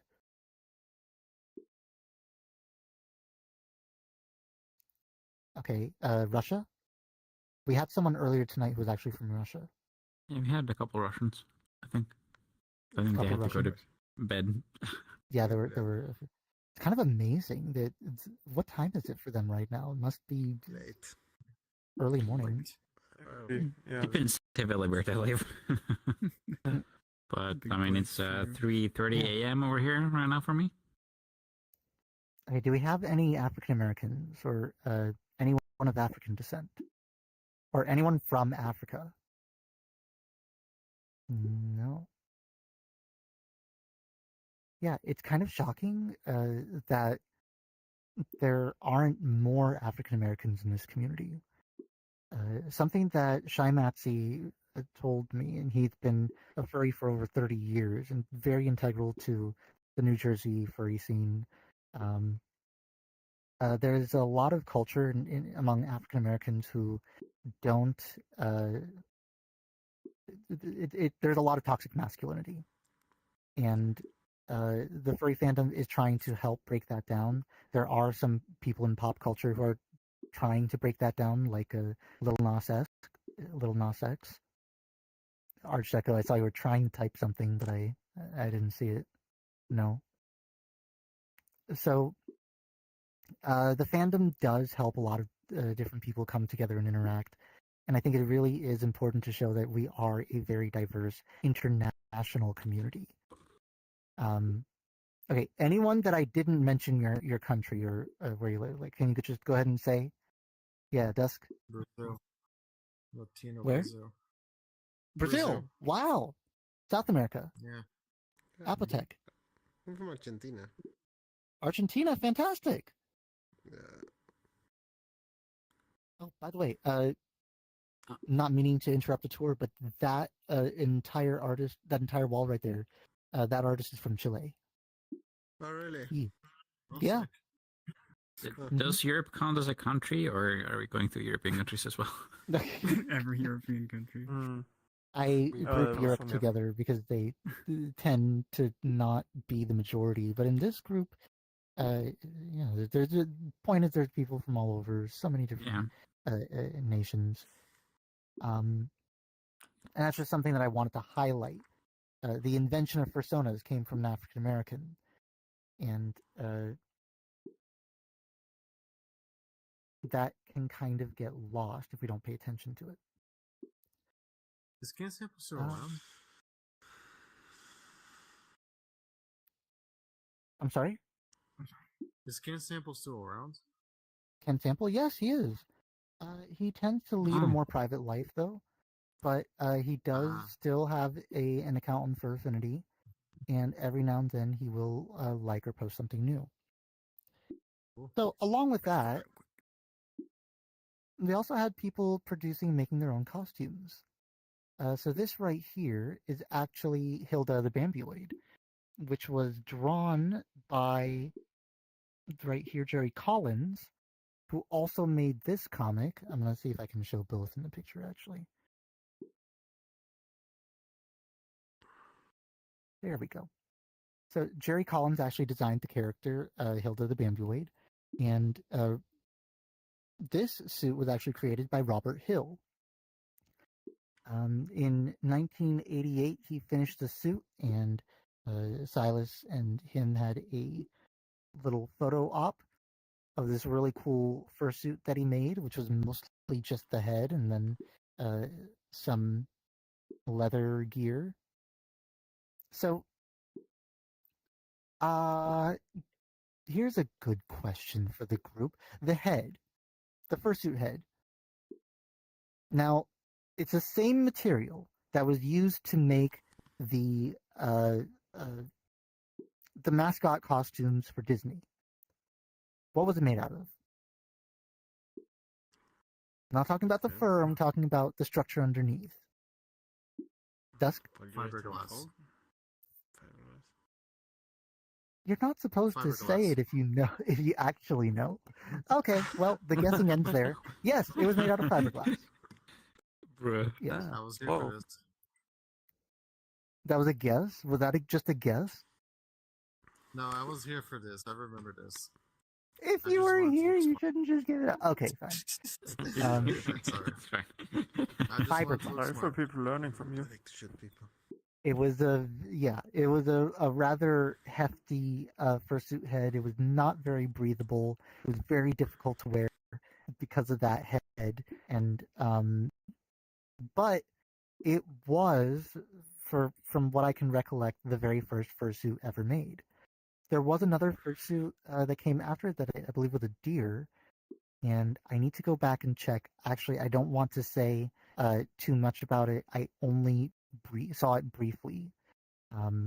But those two would actually end up being at the very first furry convention. But I'm sure you guys are probably wondering, what is the first furry convention and why is the first furry convention? So there was actually a lot of people who joined the the CFO. The crowds at the conventions that showed anime had over 200 people in attendance. That was a lot of people for one event at what's supposed to be a science fiction convention. Now, when you think about LostCon, which started in 1973, that was actually a few years before Star Wars. So this wasn't really a convention for science fiction animation or science fiction movies. It was a convention for science fiction literature. And sci-fi literature was pretty far away from what the anime people were doing. Between the convention organizers and even some rather less accepting individuals in those communities, they really wanted to get the anime people out because they were crowding the space. And some of those people who didn't really like the anime crowd said, well, hey, if we can get rid of them, let's get rid of the furries too. Because they were seen together very often. There were some troll posters that were put out that attacked the furry fandom. So yeah, skunk fuckers rehabilitation. Are you sexually aroused by pictures of animals with human genitalia? Do you have difficulty relating to humans of the opposite sex? Does your hamster run when he sees you coming? Skunk Fuckers Rehab can help you.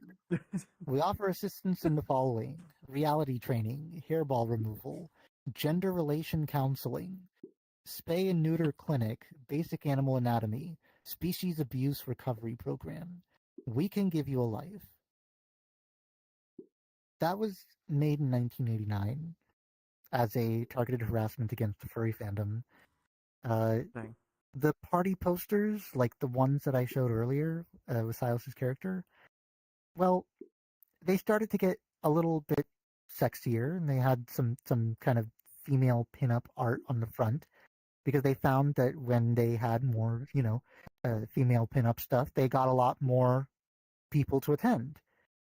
And a lot of the good old boys back then really loved the nice girls, right? There were actually a lot of the early furries were not LGBTQ. They were actually rather straight, and there were a few who were even homophobic. But regardless of that, there was growing anti-furry sentiment even before the internet. So this is why when people come and tell me, "Oh, social media, that's the source of the problems," like, no, social media is just a way for people to connect. People have always had those problems. They've always been intolerant towards other communities, and I didn't share it so much in the subculture presentation, but even in this game, there have been ban waves against members of the ABDL community. There are people who are harassed who support the ABDL community. There's a lot of petty group infighting among multiple different subcultures within the furry fandom. And externally as well, there are people who fight furries. So Angela Jones had to address some of this. She is the chairman for BayCon 89, and she addressed some of the concerns that were happening in BayCon 88. So first of all, there were people who went around and spread rumors that BayCon was going to cut Japanese animation out of the program entirely. And she said it's true that we've had our difficulties with Japanimation program in the past, but all of our problems had been with individuals, not with Japanimation as a whole. We will certainly continue putting on a Japanese animation program. And then the second rumor that she had to address, BayCon doesn't like the furry fandom. And from now on, will only allow, will not allow any furry animal art in the art show, and won't allow any furry parties. She said, I haven't had the slightest idea of where this one came from. There were some tasteless flyers put out by individuals who don't like the furry fandom. It was annoying, but not nearly enough of a disturbance to make us even consider blackballing an entire fringe fan group, particularly since that group wasn't responsible. If you're looking forward to furry art and furry parties, don't worry. They're welcome at BayCon. But it was kind of a little bit too late. A lot of people who loved anime got together. Unfortunately, it's people who left Silas out of the picture, who, by the way, formed the CFO and was also the anime tape librarian. And they decided to make their own convention. And Silas said, if they're getting their convention, we're getting ours.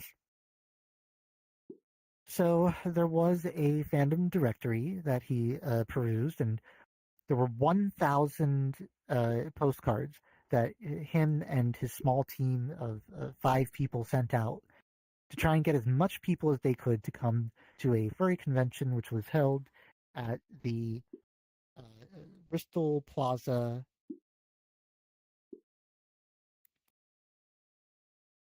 Yes, it was held at the Holiday Inn Bristol Plaza in Costa Mesa, California, on January 21st, 1989. And that convention was called Conference Zero, because they didn't know if the first one would be a success, and it was just a test to see if they could even get an event off the ground. With 1,000 postcards sent, about 120 people registered and sent in their donations. Well, they sent in their funds. One doctor said he couldn't attend, but sent in $10 anyways, because he thought that the idea was really cool. So a con book was created, which featured a lot of art from a lot of different individuals who loved the furry fandom. And Silas even wrote down a little bit about what furries means to him. Because even the concept of furries, even the word furry to people who loved animation at this time, was still maybe kind of new. I highly recommend coming back and reading this on your own. It is absolutely beautiful. And if you want to hear what the person who's essentially responsible for making our fandom felt and thought about furries, it's all in here. But this event brought a lot of wonderful people together. It brought Hilda the Bambioid, Robert Hill. It brought Ken Sample as well, who was on staff. And it also brought discussion groups. So the event only had 65 people. There weren't enough people to really fill that many panels. So instead of having panels, Silas figured out, well, why not have discussion tables, like a table that someone can sit at the head and lead an entire conversation. The parts of the panel that he loved the most were actually the questions and answers at the end. He didn't really love the people presenting so much, but bringing people together and letting them host their own. Sorry, I'm having a little bit of stick drift right now. Allowed them to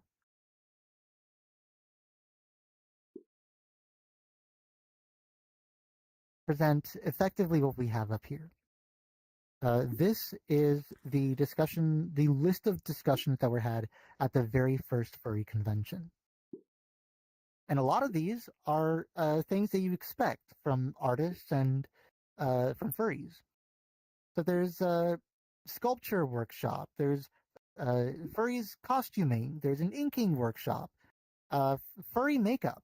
That's an interesting one, because fursuits weren't really common at this time. There were people who were actually painting themselves, their own bodies, with makeup.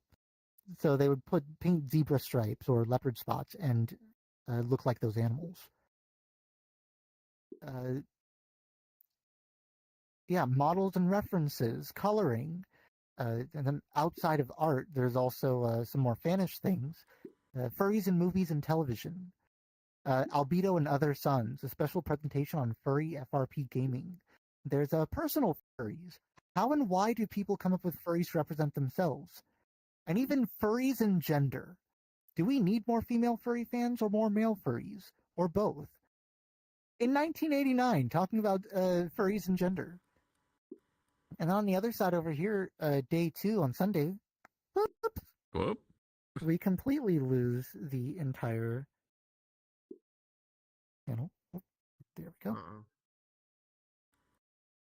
We have canid meeting, felid meeting, mustelid meeting, an ungulate meeting. We had reptilian and avian meeting, a miscellaneous furry meeting, for all the different species broken up. And we still do that today. There's art display cases. Then they had a committee formation.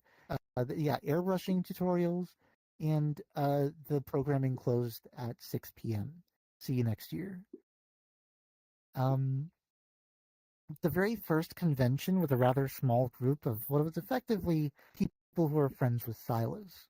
A lot of those people were in the crowd that really was more tolerant and open to LGBTQ community.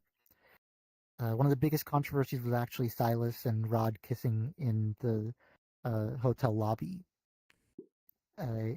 That got promoted as controversy for a while. And some people really loved this fursuit. They loved Hilda. But then when it turned out it was a guy named Robert in the suit, they didn't care too much for that. Those people eventually grew into the burned furs. They opposed a lot of the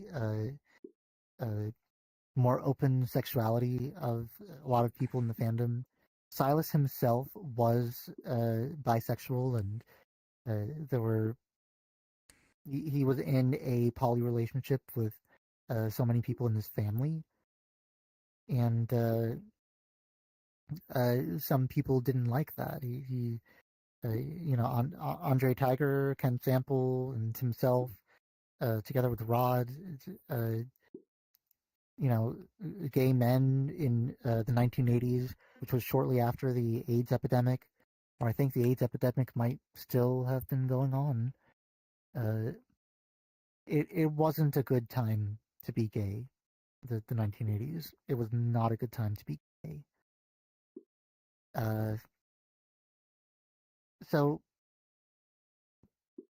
that now before I get actually, you know what? I'll go ahead and I'll show it now.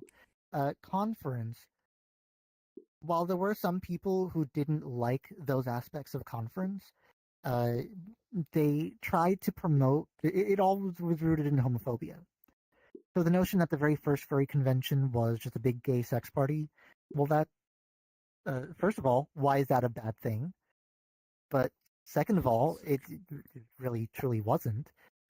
Some people just felt uncomfortable about anything that wasn't a straight sexuality, and took great offense to it. So the stories got warped and distorted over the years, but many people who attended those events were shown in Ash Coyote's documentary, The Fandom, and you can see for yourself most of the voices are actually very positive the whole event. The convention attendance grew year after year and reached a peak with Conference 9, with over 1,250 attendees. And then another furry convention sprung up in the same area. Califer. And Califer kind of pushed them out. They moved the conference to 3 hours away to a new city, and most of their staff didn't follow them. So it was a struggle to get new staff on board. It was a struggle to host the event. And then we have this. An email that was sent to Silas Sable.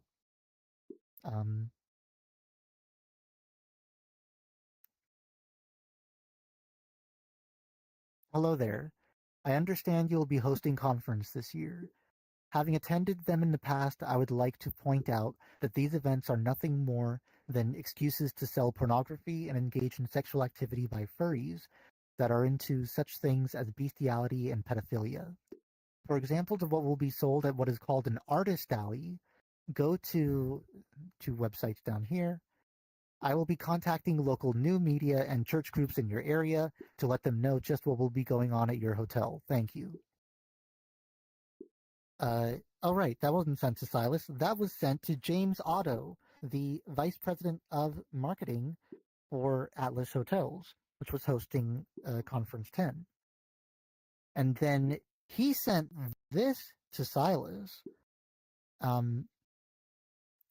Dear Mark Marlino, per our conversation today, please find an enclosed copy of regulations published by the California Department of Alcoholic Beverage Control concerning conduct and actions which are not permitted on licensed premises. Effectively telling him that there's a lot of blue laws in here that were written to oppose the effectively just nightclubs and serving alcohol around nightclubs. It wasn't actually truly genuinely enforced. It was just something that was kind of a scare tactic in order to, and something that could be used as a point of arrest to harass the community. When at that event, Silas had to run around and tell people who sold any NSFW art to hide them, and people who had NSFW art being sold in the art auction weren't able to sell it in the auction. They had to sell it privately in their rooms. Police officers were called to the scene, and when they went and asked some of the dealers to show them the art, they looked at it, laughed, and then turned around and apparently gave James Otto a bit of a scolding too. It's kind of sad that our community got attacked when in the hotel lobby, within the store, they were selling copies of Playboy magazine. So yeah, the anti-sexual sentiment is clearly one-sided here. It was very much a means of attacking the community. A lot of the harm and harassment against furries throughout the decades was primarily rooted in homophobia.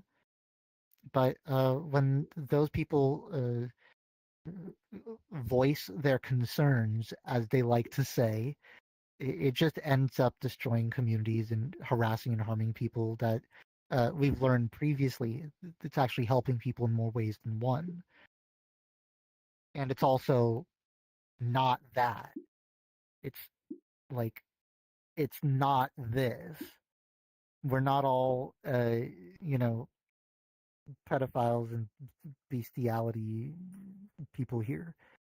It turned out that the person who wrote that was actually the mother of one of the volunteers at the event. And shortly after that, she actually,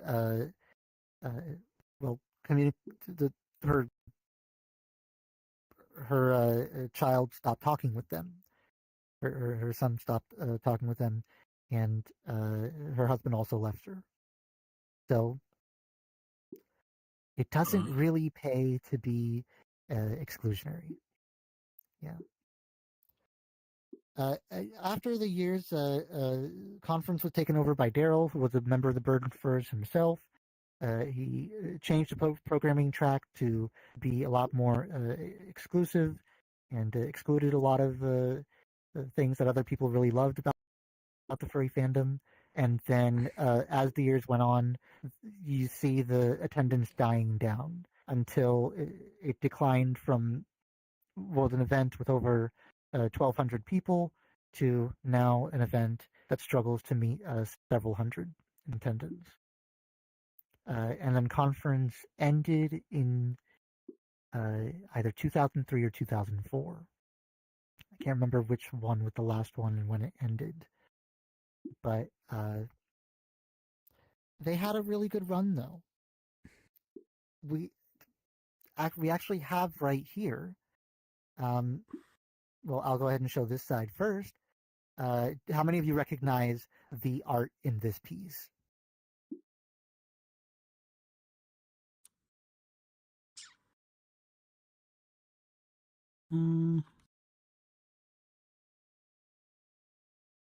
This is Stan Sakai.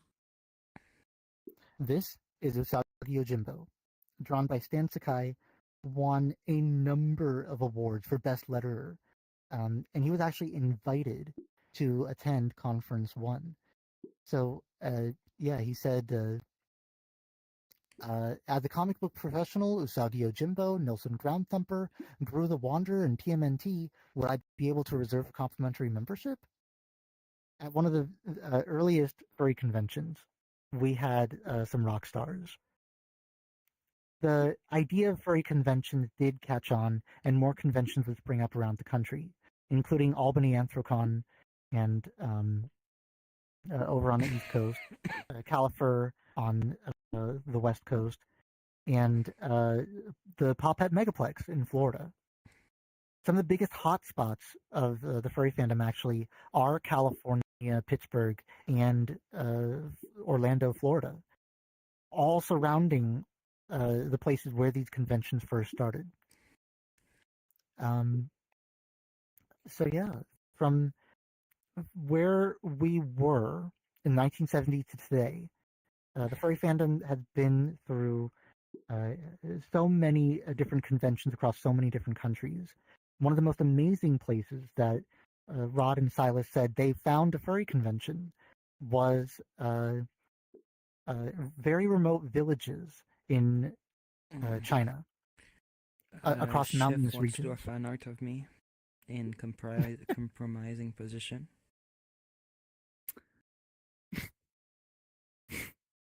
I'm sorry. I'm sorry.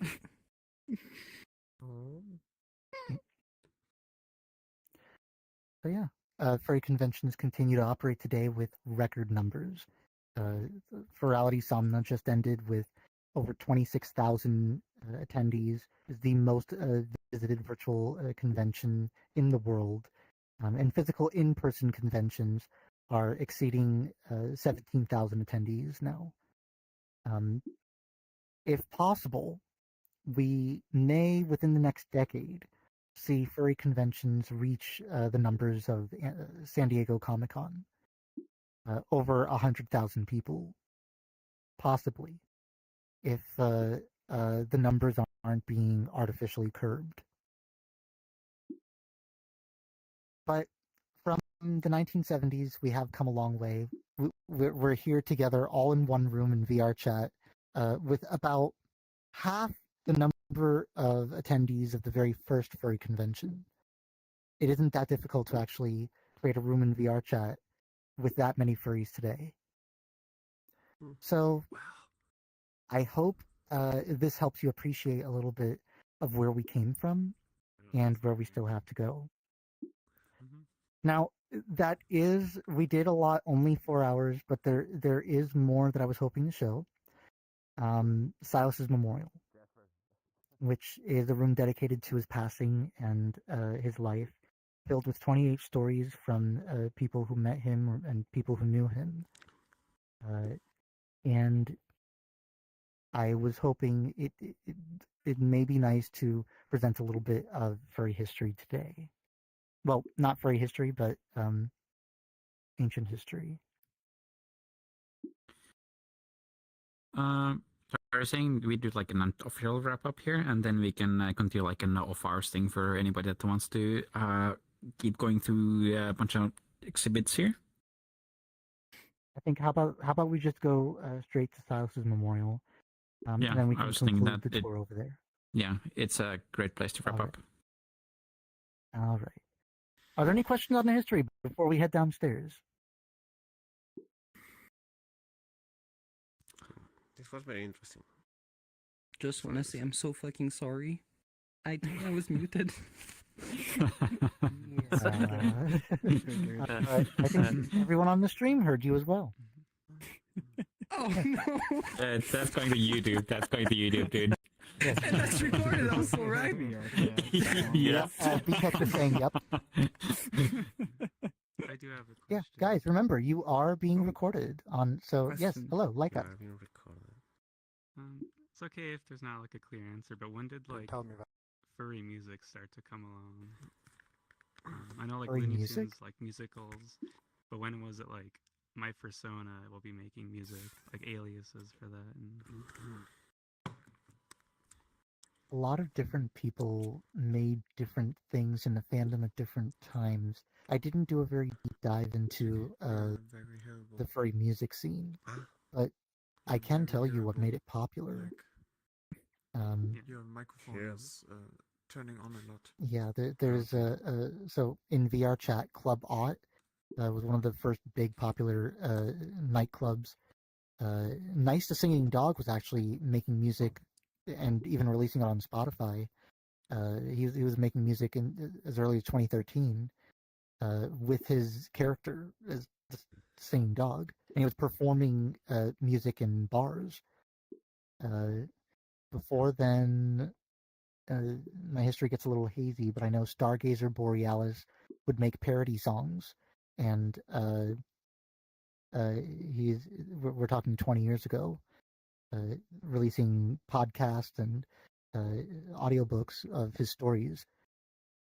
So if the further back you go, you will continue finding people who are doing different things. But Ferality is a good one. The Club Finn brings a lot of DJs together. There's a big DJ scene in VR chat. There was a DJ scene in Second Life as well. And there's quite a few furry musicians, yeah. Okay, any other questions? Yeah. No other questions. Was there like a furry convention back in the Second Life era? When you say Second Life era, what do you mean? I mean, before VR chat was a thing. So for Second Life. Like, I mean, VR convention. Cons. Yeah, virtual cons. Oh, a virtual convention.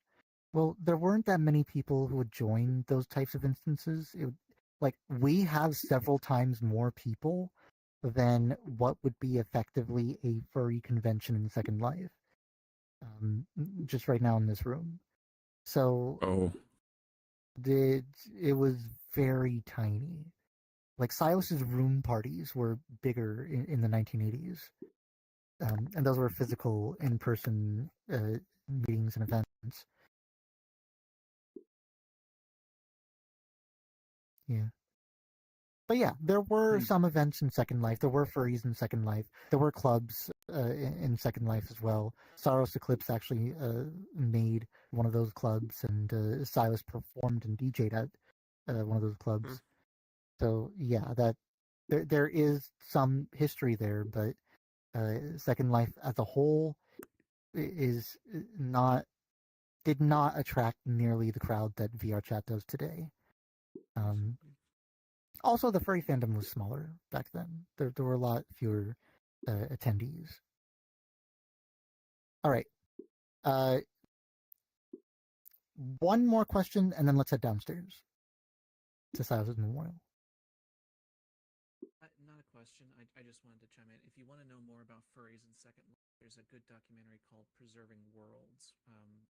Did an interview with a furry woman talking about Second Life and the furry groups within it. It's a good little documentary. Interesting. Yes. I highly recommend the Fandom documentary by Ash Coyote. You can actually hear from Silas directly on the founding of the furry fandom, and there's a lot of good interviews in there as well. All right, so with that being said, without further ado, let's head downstairs in the underground area around the Furry Family of Friend exhibit. Go ahead and stop at the Furry Family of Friend exhibit, and I'll announce before we get in the memorial. Yeah. Thank you very much. Oh yeah. Yeah, I'm gonna. So I'm loving the tour, but I gotta go for now because I'm getting very sleepy. Take care. Take care. Attention everyone, we will be taking a very quick recess of this tour of the Virtual Furry Museum, but we will gather downstairs by the Furry Family of Friend exhibit. Please gather downstairs by the Furry Family of Friend exhibit, and we will begin the tour in just a moment. Thank you, and we hope you have a wonderful day at the Virtual Furry Museum.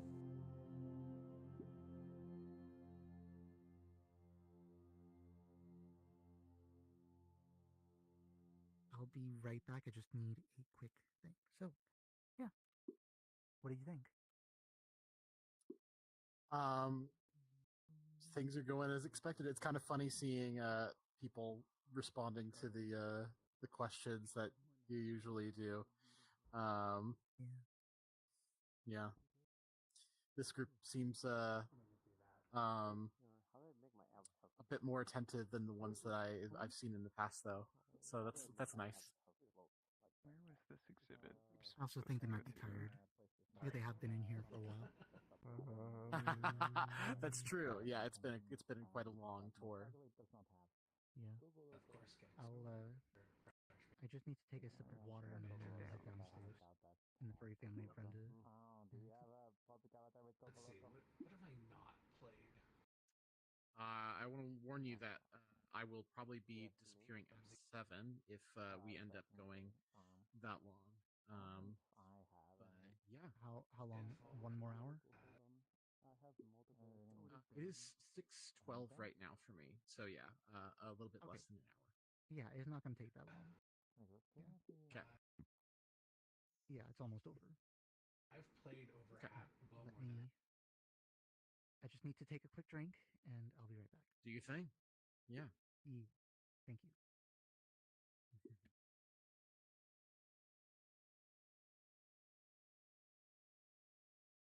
just easier. That way I'm not double bugged. I'll just talk. Where you're talking. But no, it's fine.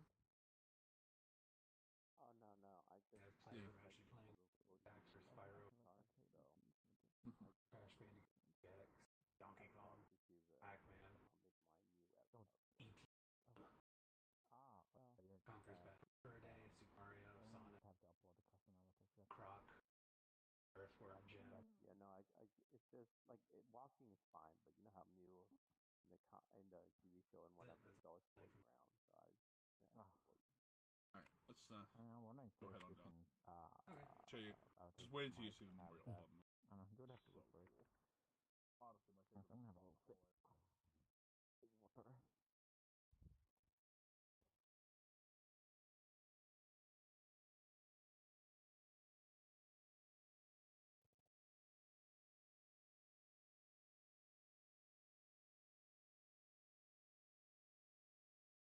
Spread sounds fire. Oh my god. This is so Mexican, holy fuck. Yeah, but it sounds like it would be delicious. Holy fuck. Oh yeah, I'm sure. Like most Mexican food is absolutely delicious. And I'm not gonna deny that. True. But this is so probably Mexican. Unhealthy though. Oh my. I'm surprised actually. Like Mexican food is actually really good. Sugar, eggs, butter. It's just brioche. Yeah, it's not meant to be healthy. Yes, I mean it's just what you want is a Mexican grandma. Basically. A Mexican grandma to cook. Oh yeah, right. Yeah, that would be dope. That's true. It's always healthier made at home.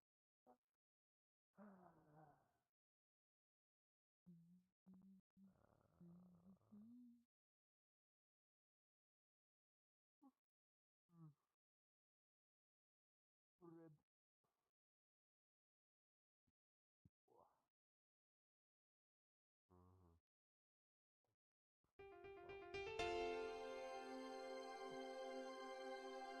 The tour is about to continue. Please head downstairs to the Furry Family of Friends exhibit.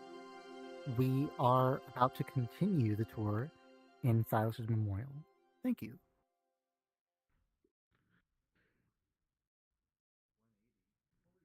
So yeah. All right. So this is a very special room dedicated to Silas. Before going in this room, I recommend putting your world volume up so that you can hear the music when you enter.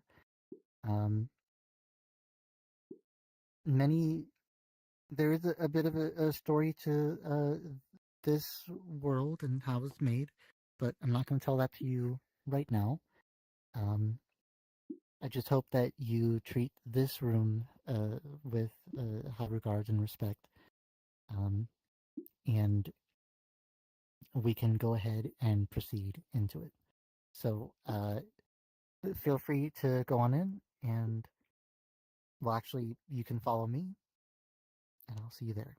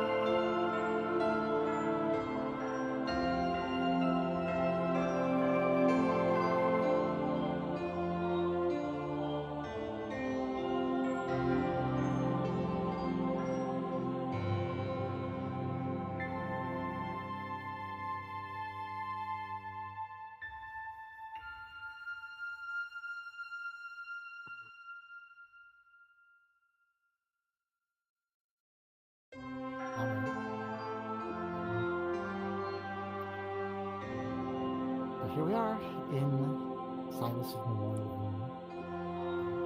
This room is dedicated to Silas Saber, who passed away on February 20th, 2024, when he was diagnosed with stage 4 liver cancer. As soon as I heard that,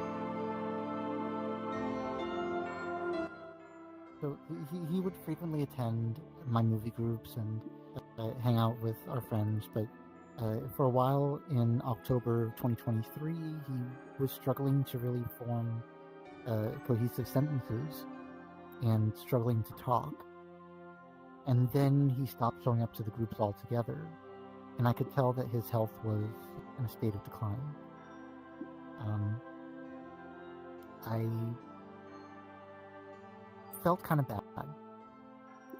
I didn't know what to think, but I always held out hope that he was going to get better. And then I heard the news that he had cancer. They had taken him to so many different doctors who couldn't figure out what was wrong with him until they did actually a CAT scan and found out, yeah, he had cancer, and there wasn't much that could be done to fix that.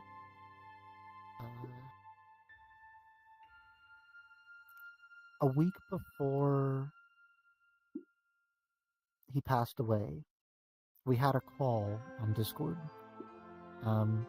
He really wanted to speak with me. We talked a lot about the fandom, what it means to us, and I heard quite a few interesting things from him about what the fandom means to him. I gave him a tour of the museum work in progress and wanted to show him what I had planned for the space down here. And it was his dying wish to see it. I also showed him this room, but I didn't have the colors or even the Martin statues ready at the time that I was showing him. I sent Changa the images of the colors and the statues, but I think it might have been too late. He wasn't able to talk anymore. He wasn't able to say too much. And that was the last conversation that I ever had with him. And one of the last conversations he had with anyone. Silas really loved this museum. And he really loved the history in it. He said this museum and the documentary with Ash Coyote are the two best places to learn from furry history. Tao the Sun actually wanted to write something about Silas in here, and I didn't have a place to put it, but that gave me the idea for a scroll. So I had one long scroll with all the stories from Silas that surrounds this room, and I am happy to say there are 28 stories on that scroll from people who knew Silas personally, people who were roommates with him, who had roomed at the Prancing Skill Tear. There are people who took him, who he took under his wing and taught them about telecommunications and some of the industry that he was in. There are so many facets to Silas, it would be impossible to tell them all to you. But all of these stories are printed here with permission of their storyteller. And in many cases, they reached out and asked me. I wrote a biography for Silas on the back of the room across the stones. Hopefully giving a little bit of insight into the kind of person that he was, and maybe why he was that kind of person, what made him that way.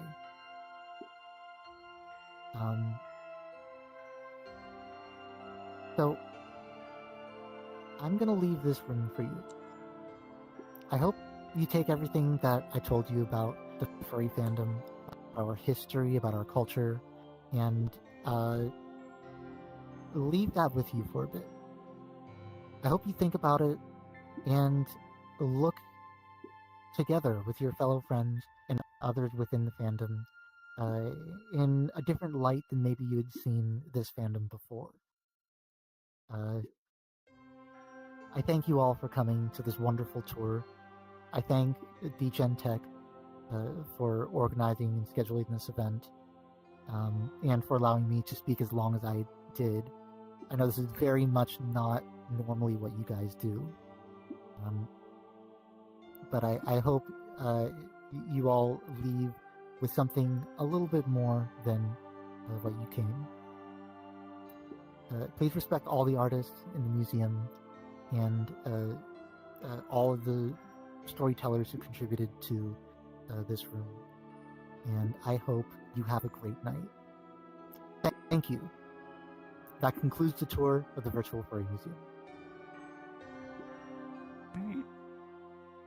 Thank you. Clap, clap, clap. Oh, are there any questions? Clap. Any remaining questions? About this room, about anything at all?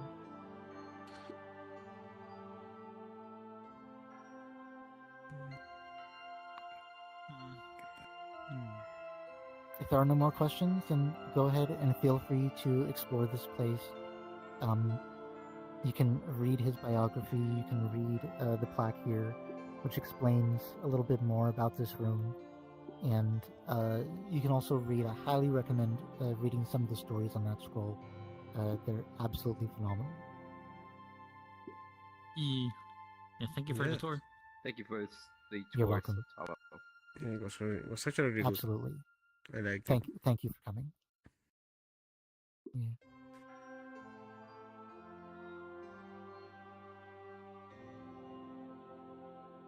I'm gonna take pictures of this for Kafer.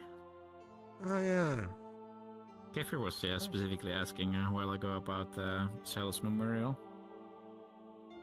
So yeah, feel free. So you should probably come check this out at some point. Mm-hmm. Sure. Presentation's over. Presentation's over. No, why don't I keep looking at you? But yeah, feel free to keep hanging about. I think I'm gonna stick around for a good while still. And I don't know how much time you had, if people ended up having like any exhibits they were interested in that you didn't have time to cover. For example, like the letter that you had, that would be interesting to cover like here after a bit. What exhibit? The letter by Silas, or like whatever Silas had written in the. Oh yes, Silas. Because I think you showed me like a little bit of that, and it had like lots of really good stuff in there. That is, I think, one of the best pieces of writing about the furry fandom that I've ever heard in my life. Yeah. So we're gonna have wrapping up the thingies and whatnot, and then do a little after hours thing with that. I don't know. I haven't. It's been actually a long time since I've been in VR chat for this long. Alright. Do you want me to go there now? Let people, I guess, have a little sippies and check around. I'm kind of gonna be here because a lot of people are already here. I'm debating on Monday. Yeah. Even though I just ate 1,000 And I should probably make an announcement too on the microphone. Up to you, yeah. Sotalo? Yes. You built the entire museum by yourself. I have multiple questions about how you did some stuff. First of all, how does the scroll work? Gosh. Rather complicated.